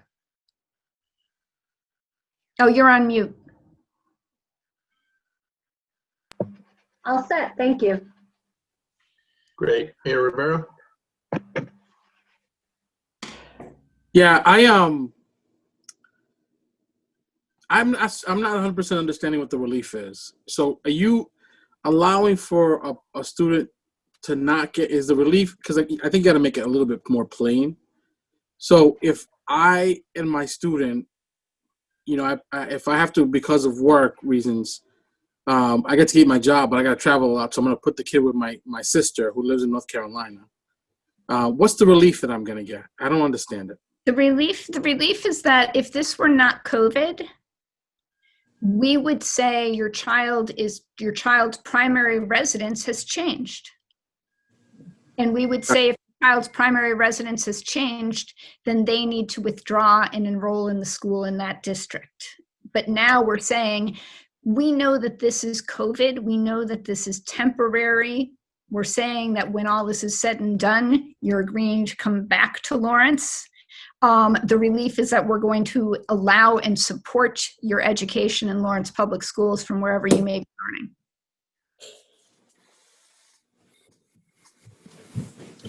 And it's going to be fine, basically the educational support. We're not going to worry about whether the kids got nutrition and all that other stuff because it's just he or she's not close enough. Well, the thing I would say is that we're not going to worry about it. The family's making a decision about what's best for the support of their children. And if I want to swing the pendulum to the far end of concern, all of the still mandated reporting still applies. So if an educator witnesses on Zoom that there is neglect or unfortunately abuse, they would still file a mandated report, and DCF would call for assistance from wherever locations the student may be. And if they're out of the country, then that might just have to stay pending until the student returns. But mandated reporting would still always apply. So that's the far end of that answer. No, that's actually pretty good because I think I was being a little bit more diplomatic about the conversation, but I think that's great. This is unless you guys ripped it off from somebody else, this is cutting edge and very supportive of our families, and they're going through something crazy right now. So yeah, I think this is a great idea. I did a Zoom because I'm doing the Zooms with the kids. They're inviting me to their classrooms. And this girl was in Dominican Republic, in Santiago, and I could hear her perfectly. It was, and then at one point it froze, and then they were like, "Oh, what's up?" She's like, "Well, she's in the Dominican Republic," and she came right back on. But the education she's receiving on Zoom in Santiago, Dominican Republic, is a lot better than she would if we were through her.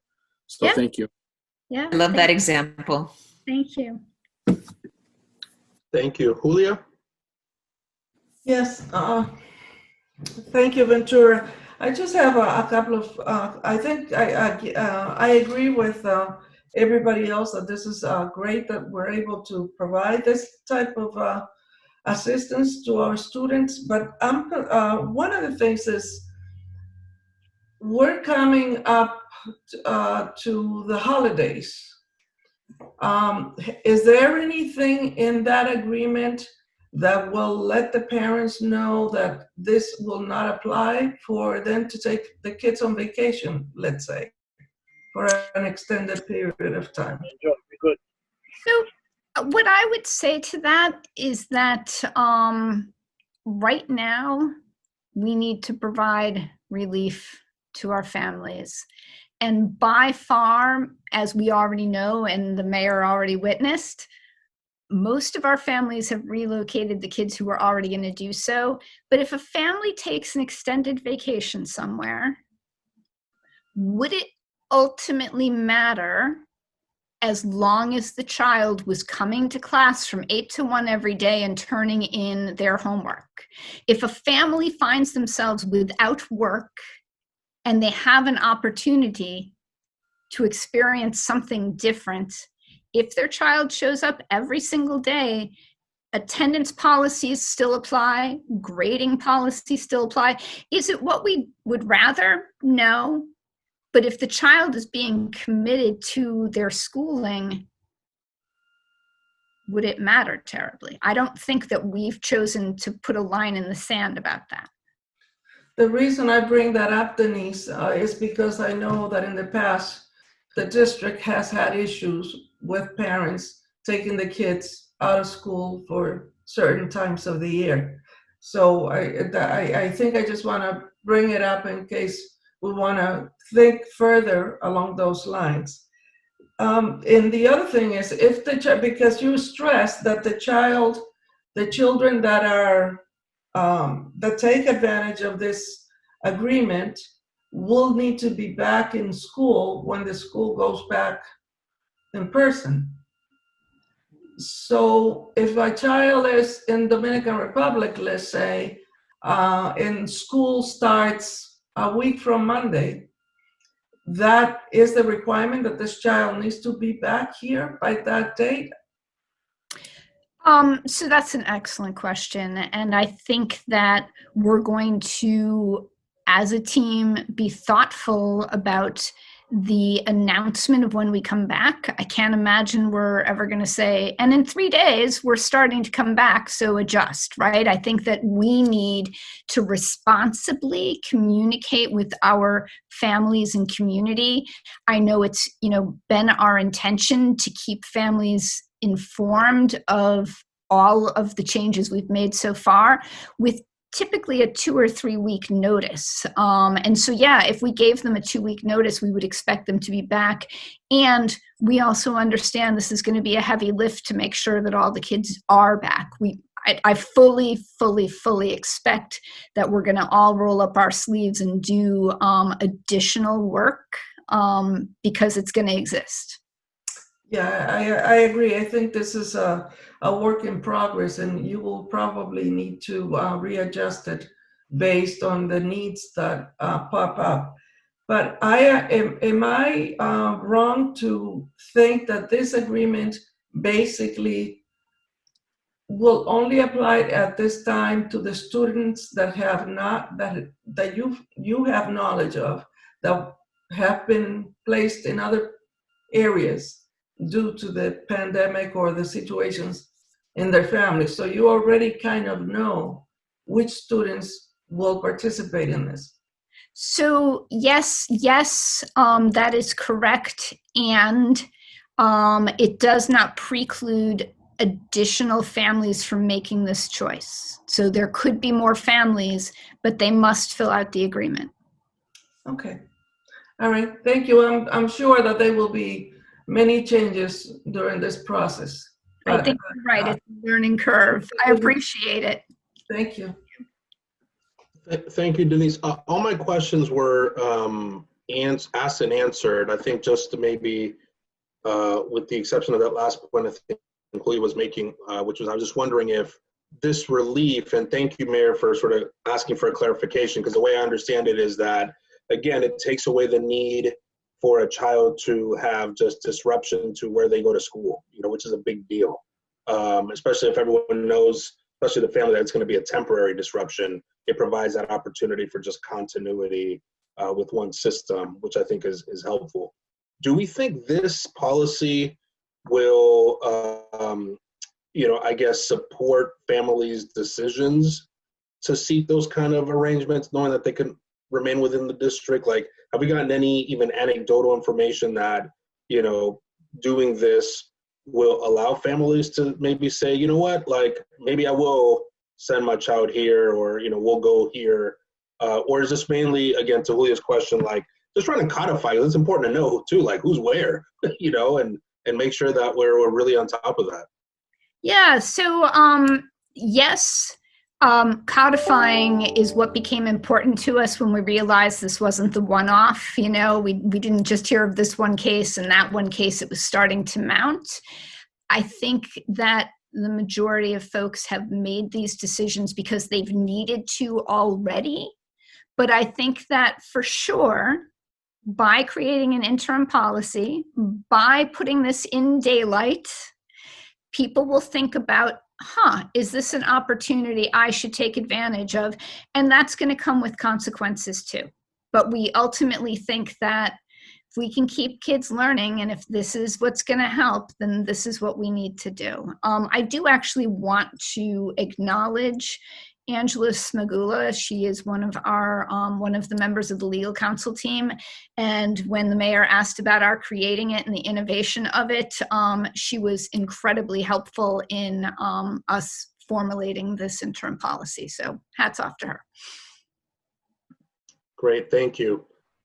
Great, so at this point, I'm going to end discussion. There's been a motion and a second, and so I will go ahead and do a roll call vote. And the motion from the mayor is to approve the policy as drafted and presented tonight. So I'll do a roll call vote. Can I just say one last thing about this? Sure, Mayor, go ahead. I think this is a huge example of like how we stop the criminalization of poverty. Like these people are moving for money reasons, and we're gonna say, go ahead, move. Take your device and take your hotspot, which we're paying for. So long as you show up to class, all good. I think this is awesome. I think this is really awesome. I just want to, I don't know, put the flourish on it. No, it's an important point. Thank you. Okay, great. So I'll start roll call vote. Jess? Yep. Noemi? Yes. Pat? Yes. Mayor Rivera? Yes. Julia? Yes. And the chair votes yes. So motion passes. Thank you. It would be helpful if I could ask, you know, and we can figure out the right timing of this, just to report back, like, you know, how many families have taken advantage of this, and, you know, what are we learning about, you know, so we can figure out the timing, because I think the policy is extending till later in November, right, for families who've already moved or have their child moved. So we can figure out maybe in December just to get an update on how many families are taking advantage of this policy. Happy to do so. Great. Mr. Chair, before we move on, can I just ask, there was an item in the minutes that I just want to make sure we cover here, which was that we had requested to get some updated information on, we had talked a bunch about how special needs parents were having a difficult time just because the remote learning scenario is not ideal for engaging the majority of special needs students, and that we wanted to get some more information from parents about what was going to be helpful to them in coping. And I don't know if we've had a chance to have those conversations with some parents or to gather some of that information, but I want to make sure that doesn't get lost, you know, in the shuffle.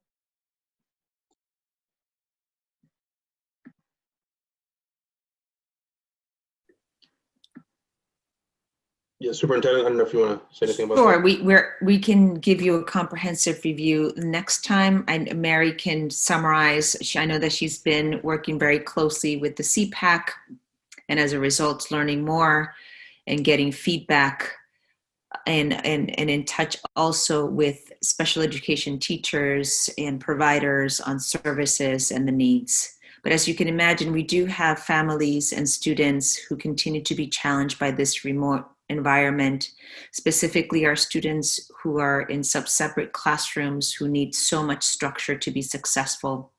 And that's quite challenging still. And our desire is to still be able to bring students back. And, you know, the tension here is safety and health. And given our current COVID rates, that's not possible just yet. Yeah, if we could just make sure, could we have this be a separate agenda item or a part of the superintendent's report for the next meeting, so that we, you know, can just dig into that a little bit? And I know it might not be an answerable question, as I said last time, like you know, I think parents will have some unique insight into their own needs and their kids' needs, but it's not easy to figure out what would make it better, right? Mm-hmm. So, but it would just be good to ask them the question and hear a little bit more about that. Sure. Ventura, can I just add to that, Jessica's comment now? Maybe Joan could have make a list of some of the requests that we make during the meetings and send out an email prior to the next meeting to the districts, be it the superintendent or any of the staff members, just to remind them of some of the stuff that we requested at a previous meeting, only because I'm finding that there is so much discussion that goes on around certain items that sometimes when we come back, some of the stuff that we asked for has been forgotten, not because anybody means to do that, but simply because there is so much on everybody's plate. So maybe if Joan could do something like that, since she takes the minutes and sends them out, I would really appreciate it, and I think it would be very beneficial to all of us. Yeah, duly noted. And I'm happy to help Joan in any way. I know you're keeping all the notes and minutes, so appreciate that. Okay, thank you, Superintendent. I'm now going to move us into the chair report, and I have 2 items. But one thing I didn't announce that I should have at the beginning of the meeting is that at the conclusion of this meeting, we are going to go into executive session.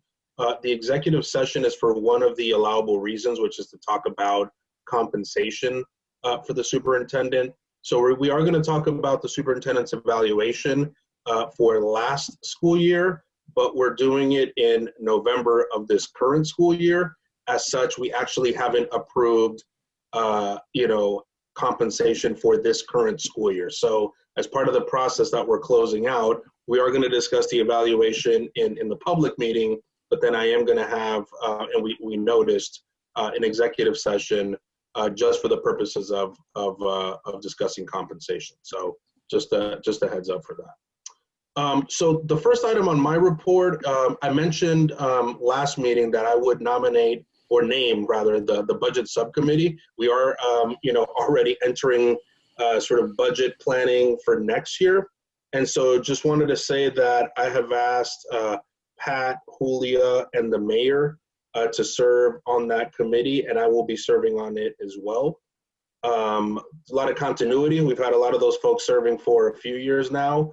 And I've also touched base with Justin, Noah, and me and said, if you want to join the meetings, participate, like happy and would love to have you. But the goal here is also try to balance out committee assignments for different work that we have going on. So that'll be the committee, and I'll leave it up to the district to just contact us as needed to schedule the meetings and get moving on that process. So more to come on that, but just wanted you to know that.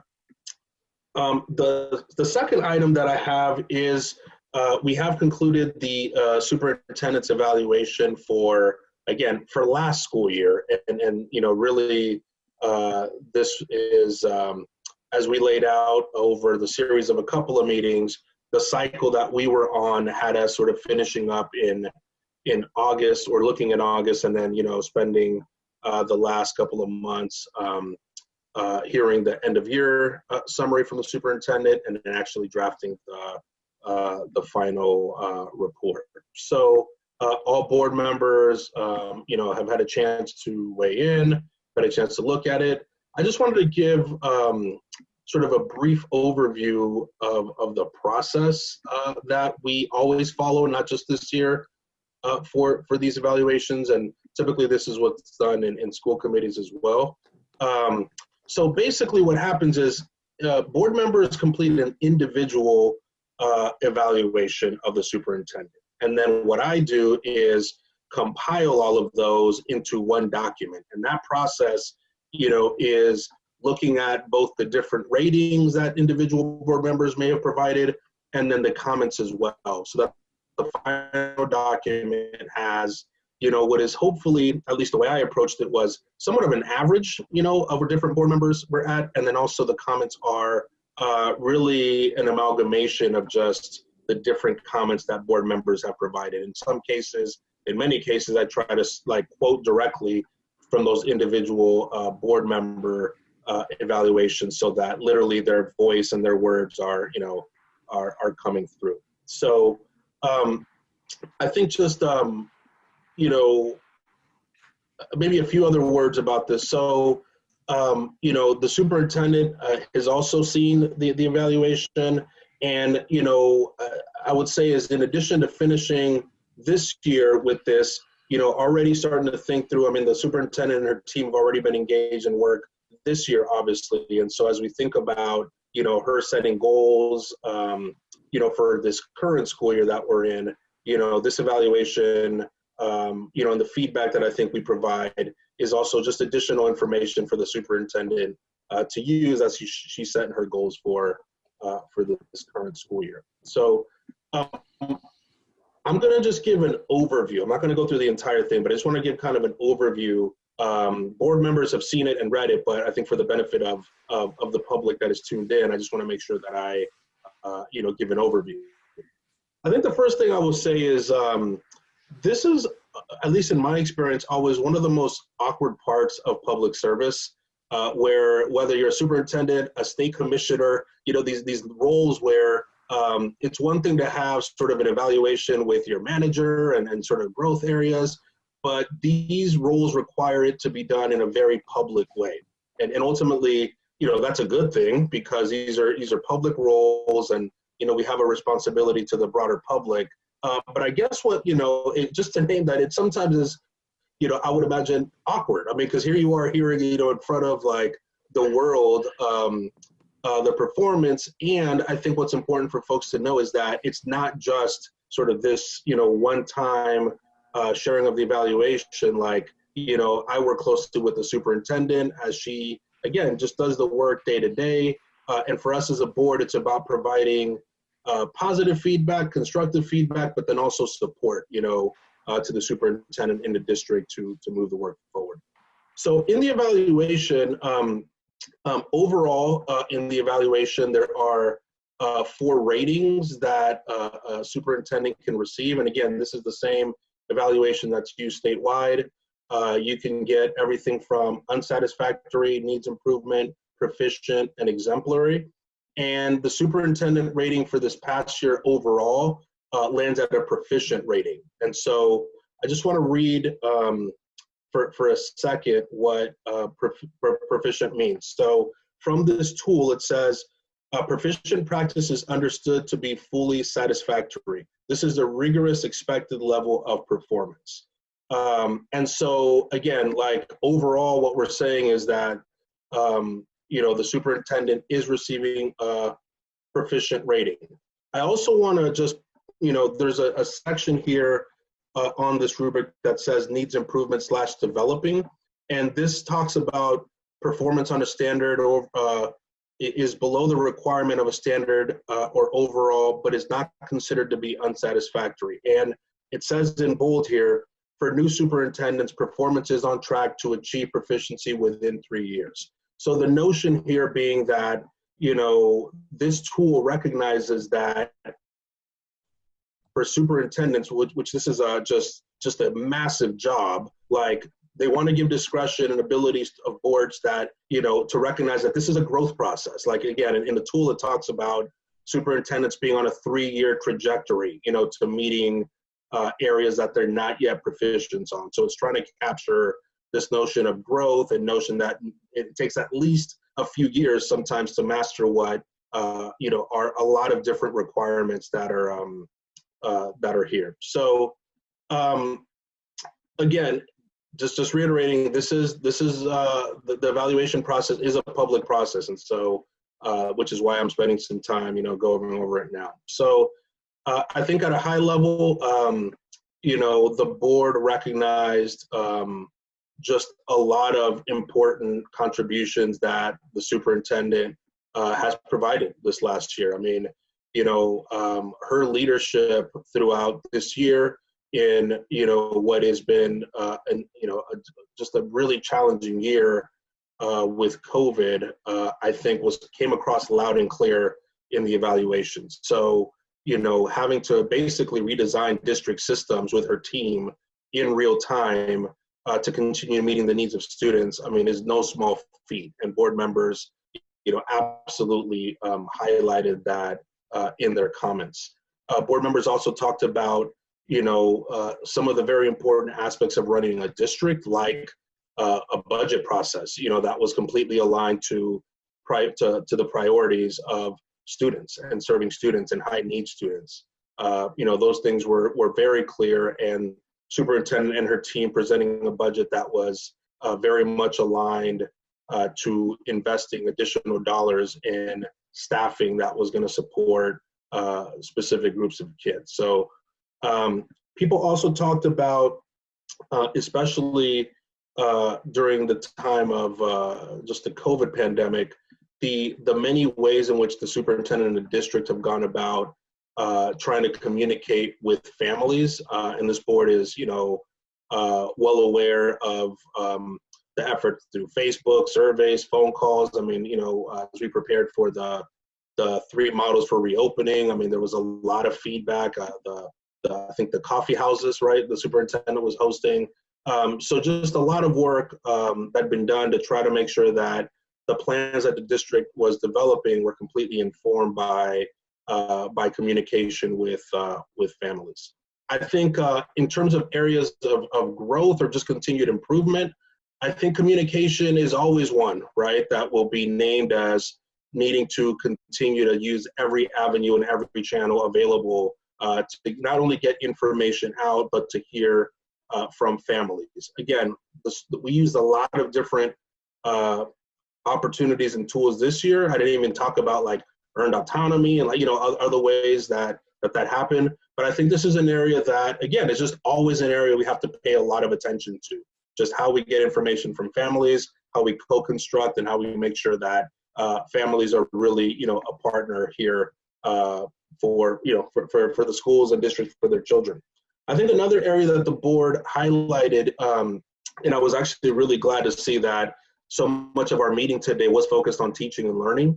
That is an area where, board members have said we need to prioritize more as a board. And I think this is feedback that the board members are sharing for the superintendent, but I would also put that on us as a board. Like, how are we ensuring that we're prioritizing, talking about teaching and learning, which is really the core function of what we're about, like, what we're all ultimately here to do, which is ensure that our children are learning. And so, I think the feedback there to the superintendent is to really help us center teaching and learning every single day that we're meeting.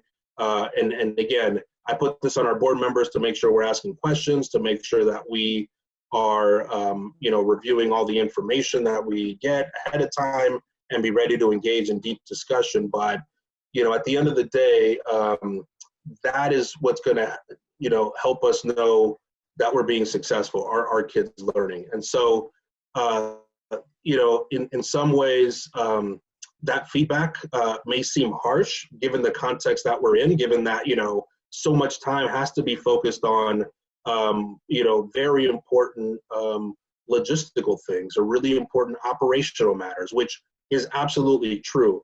But I think naming this as an area for continued growth, and again, for the superintendent, but I say for all of us, is because ultimately that's what we have to prioritize. That's what we have to really center.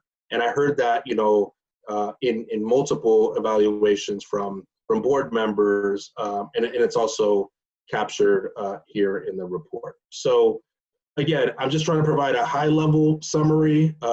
Obviously, the details are in the document, but I just wanted to provide for the public just a high-level view of what's in the actual document. So I will ask if there are any comments or questions. Otherwise, I would entertain a motion to approve the document.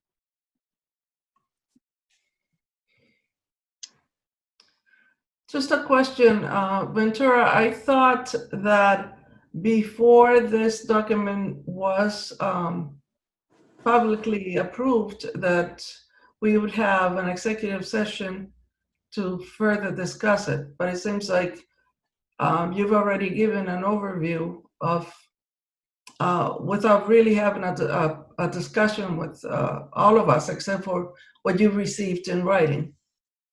Yeah, and again, as I laid out the process, like this has to happen in public session. So this is a public, like there are only specific reasons we can go in executive session, and it's not to discuss sort of this level of the evaluation. You can talk about compensation, but this happens in a public meeting.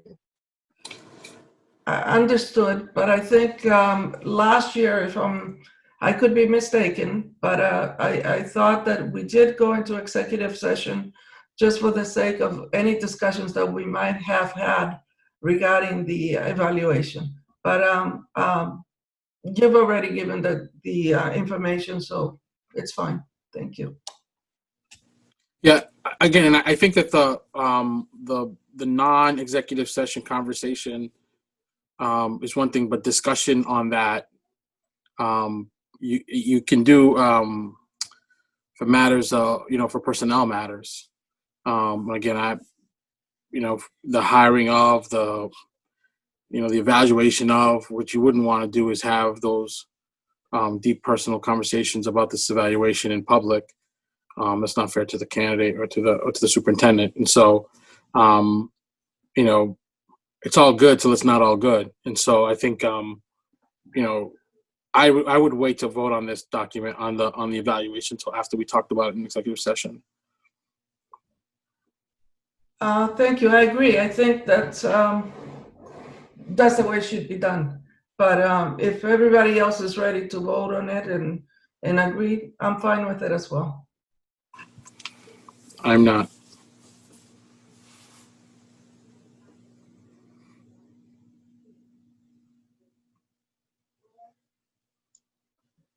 I think if we're supposed to have executive session about it, we should do that and then vote after.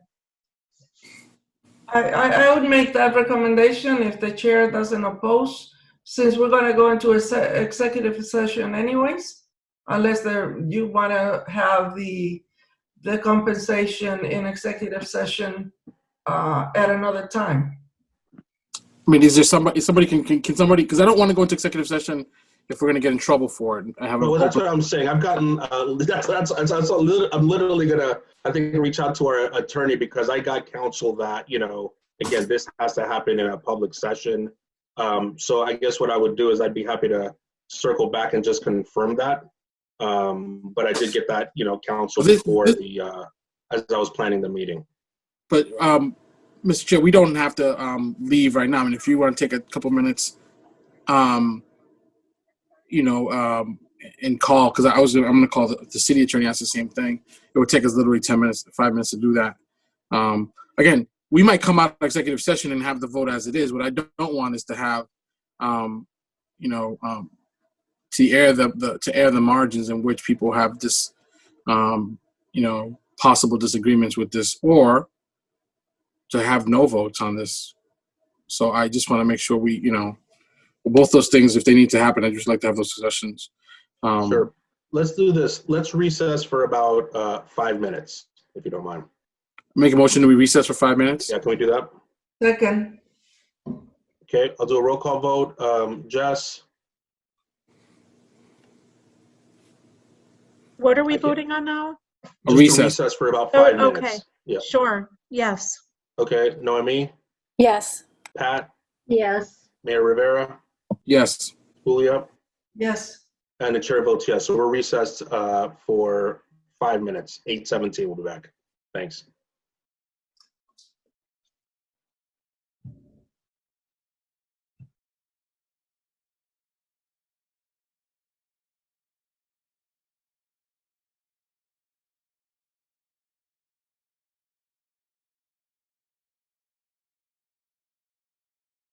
It is now 8:26. I'm just calling the meeting back to order.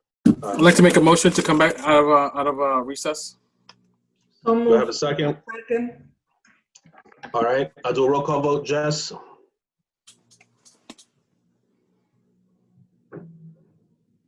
Sorry. Jess, you're on mute. No problem. Okay, yeah, I'm sorry. I just stepped away for a minute. Not a problem. Are we voting to come We're back? just coming back right now. Yep. Okay, yes, I vote to come back. Great. Noemi?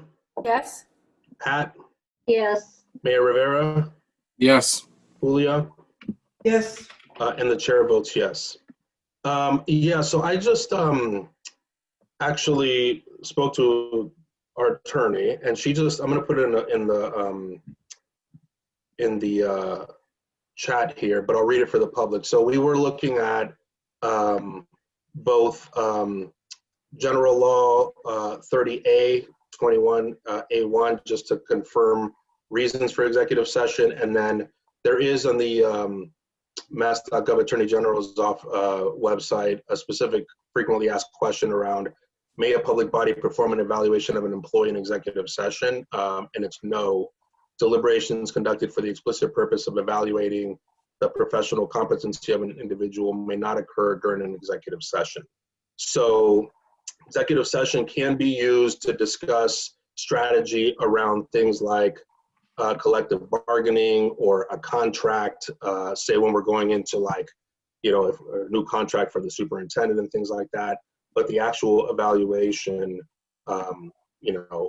has to happen in a public session. All right, if that's the case, thank you, Ventura. I'm happy that we took the time. Thank you for being flexible. Again, I thought that's what I had. I just wanted to double check and make sure. So thank you everyone for their So then we're not having executive session tonight at all?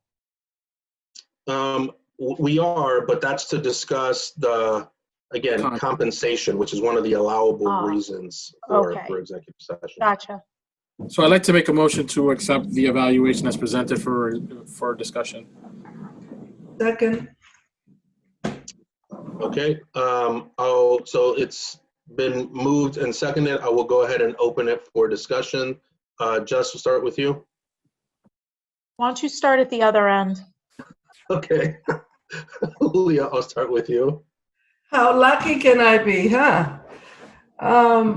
No, thank you for allowing us to have this discussion. While this is not intended in any way to damage or to change any of the observations or the statements that you previously made regarding the evaluation that you received from us, I had expressed to you one of my concerns about the need, the proficiency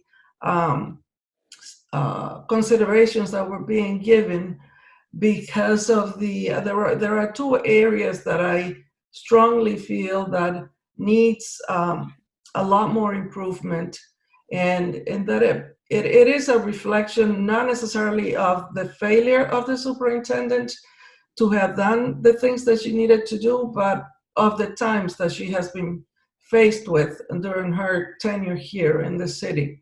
And my observation is that the area of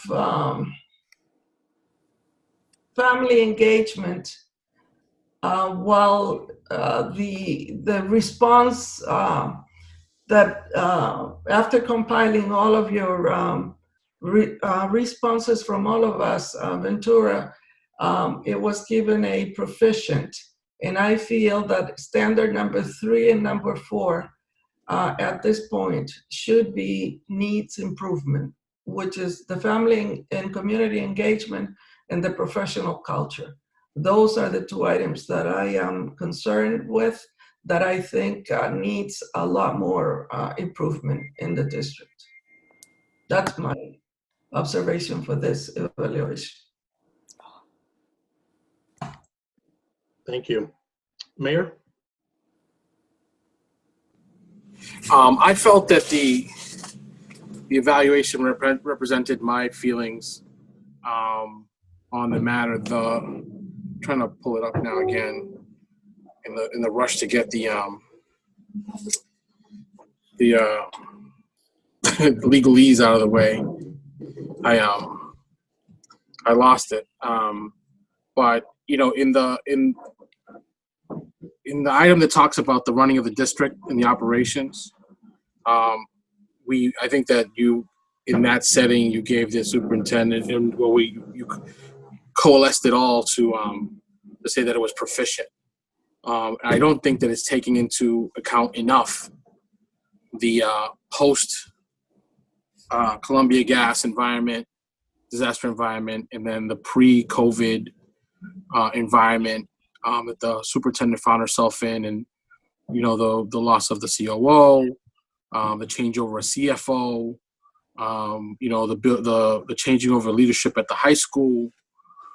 Those were all just tactical changes that happened in the district that have nothing to do with the huge issues over the district. And I thought that the superintendent should have gotten and exceeds expectations on that, because this was the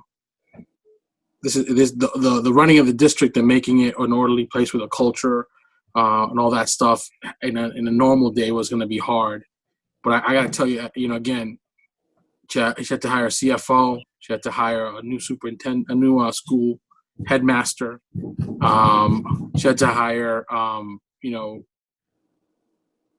she's in the middle of doing a COO, all after coming into right after the Columbia gas crisis, and right during this. So I think that that's where we're missing an opportunity to really paint the picture of what the superintendent had to deal with.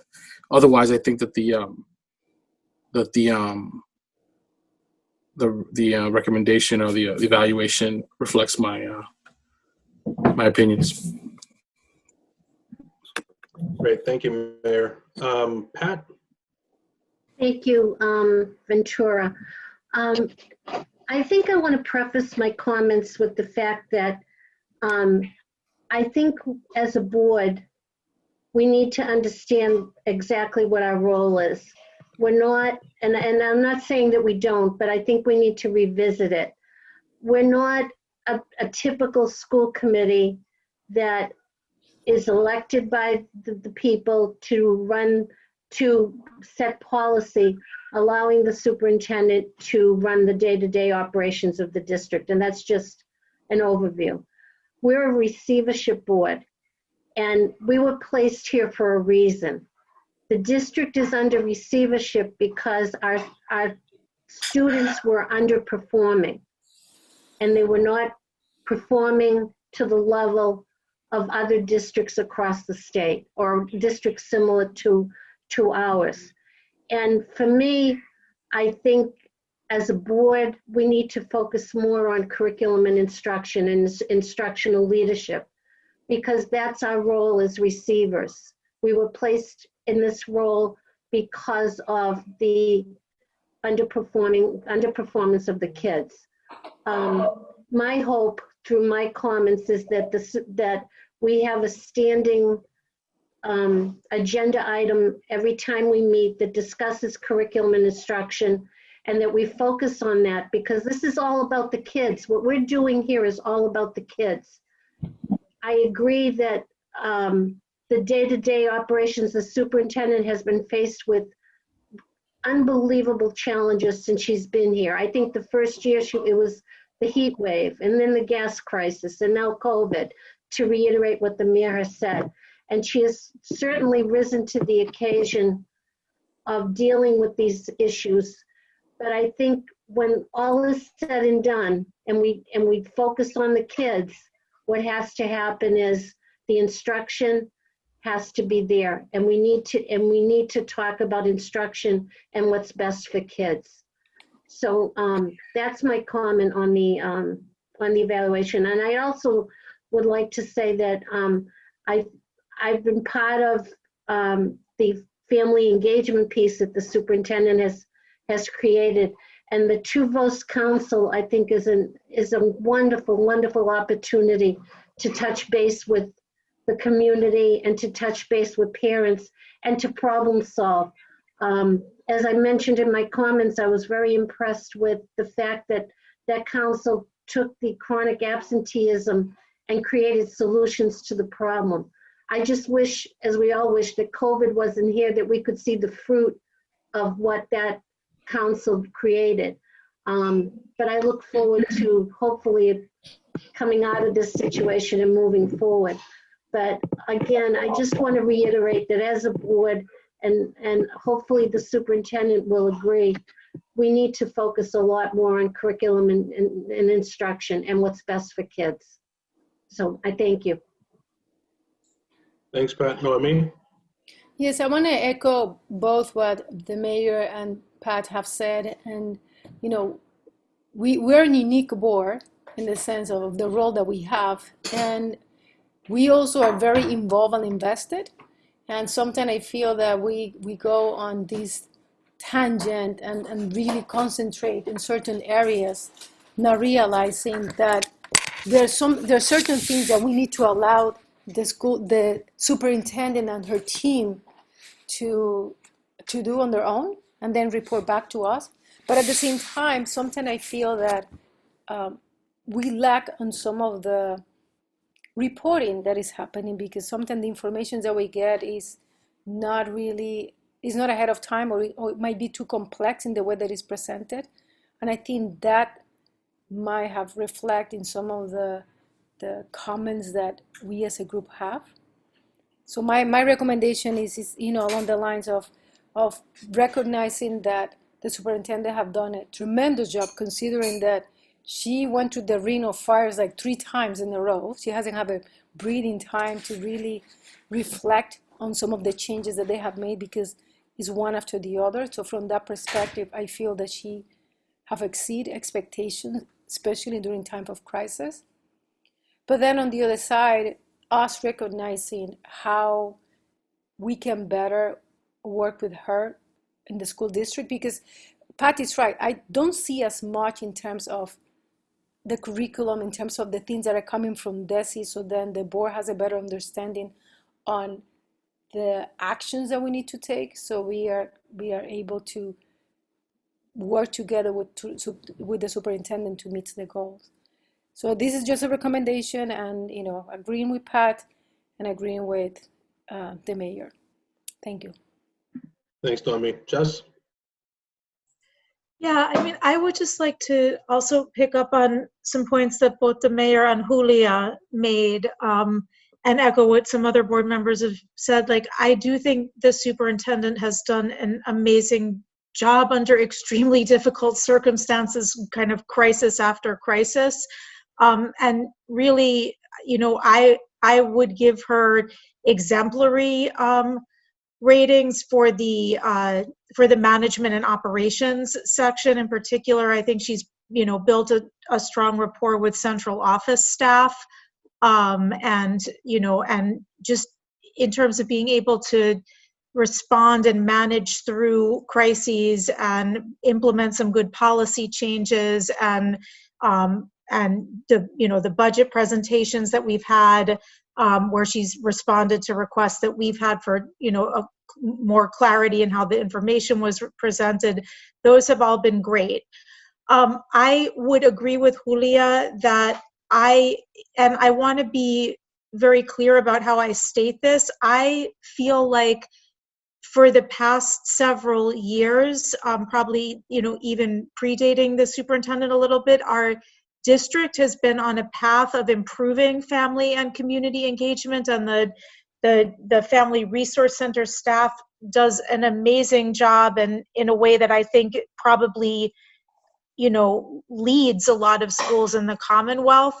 And yet this is still an area that I think we need to do much more work in, because I feel like so many of the problems that we constantly discuss and the challenges that we discuss at this level at the board have to do with the fact that as a school district, we are enmeshed in this broader social and economic fabric, and so many of the challenges our families face are a result of that. So if we want our students to do better in school, we're going to have to figure out even more ways to invest in the family and community engagement piece and address some of those challenges that our families are facing. So I think that there's work to be done there. And I would agree that on the professional culture piece, like the pandemic did expose some, as I said, there's been a great rapport, I think, built with central office staff, but there's some work that needs to be done with the teachers and the teaching staff, so that I feel like, so that we have a sense that there's a real shared vision and buy-in and feeling of respect and trust throughout the whole district. But one thing I do want to call out also under management and operations, and another reason why I would give an exemplary in that area, is that I think that the superintendent, it's wonderful to have a bilingual and bicultural leader of our school system, and I think the superintendent is deeply committed to increasing the number of bilingual and bicultural teachers and professional staff at the schools. And there's already been multiple changes initiated and supported through community partnerships and internally within the system. And I just want to say that I think that's been great, and I think we need to keep going full force down that road. So those would be my comments.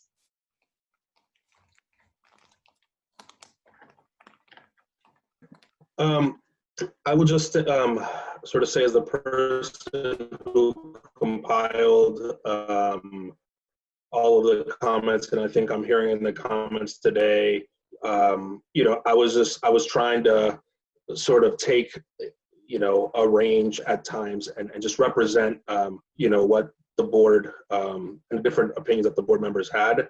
I think this process here, though, again, and I said it up front, because whenever I've seen this with the commissioner or others, it can feel awkward because we're here publicly, right, talking. But I think at minimum should take solace that, we've been able to share clearly our feedback, like all of the feedback, that we have both in the document and in this meeting. So, I don't want to reiterate everything folks have said, but I think it's been just an incredibly unique and challenging year, and one that, the superintendent and her team have had to respond to, in real time, creatively, just to make sure that, our kids are taken care of, and our families and our staff. So, again, a lot has been said. I do echo the comments. I think Pat and others are saying that for all of us, and again, I put myself and the board included, is prioritizing talking about, teaching and learning, and making sure that that's front and center to everything we're doing. I think will continue to be very important. I think the other thing I would say is that, and this was noted in the evaluation, that the superintendent has, started holding individual meetings with board members, which is a good practice, to hear, questions or feedback. And so what I would say to board members is, please take advantage of those times. The superintendent has said to us that, she's always available, and then again is doing proactive outreach. Take advantage of that. Like, we'll capture the questions that come up in the meeting, but if there are things that weren't said in the meeting that you want to know about, like, let her know. I think it's important just to make sure that there are open lines of communication throughout, and that if we have questions, that are about, again, the management of the district and sort of overall trends and things like that, that we're able to ask them and know that we'll get responses. So I would just urge us to please take advantage of those opportunities, to provide information and ask information of the superintendent in the district. So at this time, I would entertain a motion to approve the evaluation. I would say that I think I made that motion. It's on the floor. Oh, I'm sorry, it's on the floor for discussion, right? So discussion is closed. I will now, thank you, Mayor. I will now have a roll call vote for approval of the evaluation. So Jess? Yes. Noemi? Yes. Pat? Yes. Mayor Rivera? Yes. Julia? Yes. And the chair votes yes. So it is, evaluation is approved. So thank you all. The final thing I have before going into executive session is the minutes. So do I have a motion to approve the minutes? No, go ahead, Pat. That's, yeah. I'll second Pat's motion, but I just want to then make one correction. Sure, for discussion. Yep, go ahead, Jess. Yeah, I need to find them in my open documents. There was a remark that was attributed to me that I think Julia made, which was, it was on the not the last page. It was on the second to last page at the top. It said, Jess Andors inquired on the process of hiring high school students to assist the younger students. And I think that was Julia who inquired that, because that wasn't me. I don't agree, Jess. As a matter of fact, I was going to ask to discuss the minutes based on that as well. And there's also, I'm sorry, I just wanted to corroborate what you were saying. Right. I also have another note. Right before the report of the chair, I had requested for the next meeting a breakdown of the positions that were affected with the waivers. I know that this doesn't come into place because everybody's now working remotely, but I would have liked to have received a response to a request that we make during a meeting for future anyways. Okay, and Joan, just making sure you're keeping track then. So again, the minutes right now were just the update from Jess and then from Julia as well. Just making sure you get those, Joan. Yep, I hear it. Thank you. Thank you. So Jess, if you don't mind. Any others? Go ahead, Julia. No, I was Any just others? to offer a friendly amendment to the minutes, to approve the minutes with the items noted, the changes noted. Yes. Okay, Yeah, so it's Pat's amendment, but yeah. Oh, Pat. I mean, Pat's motion. Yes, I accept. Thank you, Pat. Okay, so hearing no more discussion, I'll do a roll call vote on the minutes as amended. Jess? Yes. Noemi? Yes. Pat? Yes. Mayor Rivera? Yes. Julia? Yes. And the chair votes yes. So at this time, we are adjourning our public meeting. We will be going into executive session, as I said, for the purposes of discussing compensation. Again, I know that it's been past practice of the board to return back to open session. In conferring with the lawyers, it is sort of the discretion to say whether we'll return to open session or adjourn from executive session. So I'm just saying for the public record that we will be adjourning the public meeting now, and then the full board will be adjourning from the executive session. So we'll not be coming back to public session after the executive session.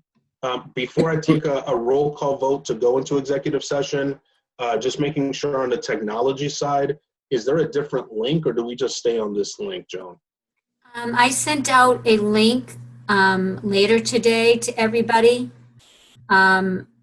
It's in your email, but if you want, I'm just trying to figure how I do it. I mean, if you could, is your emails handy? I got it. Maybe we could just all say whether we got it. Did anybody not get it? And then what we'll do, having to log off and on. If you want, I can make Joan the host and I can sign off. But as long as Joan is the host, I guess. I got it as well. Continue here. I got it. Did anybody not get it? well, David said he could keep you all on here. I think we should. I think we should do the different link. Yeah. Okay. Yeah. As long as everybody has it. Ventura, do you have it? I do. Yes. Okay, it took us more time than I thought I was going to save it just doing this, but all right. Okay, so at this point, I am going to. I'll make a motion to go into executive session. You. Do I have a second? Second. Okay, great. Jess? Yes. Noemi? Yes. Pat? Yes. Mayor Rivera? Yes. Julio? Yes. And the chair votes yes. So we'll reconvene in executive session.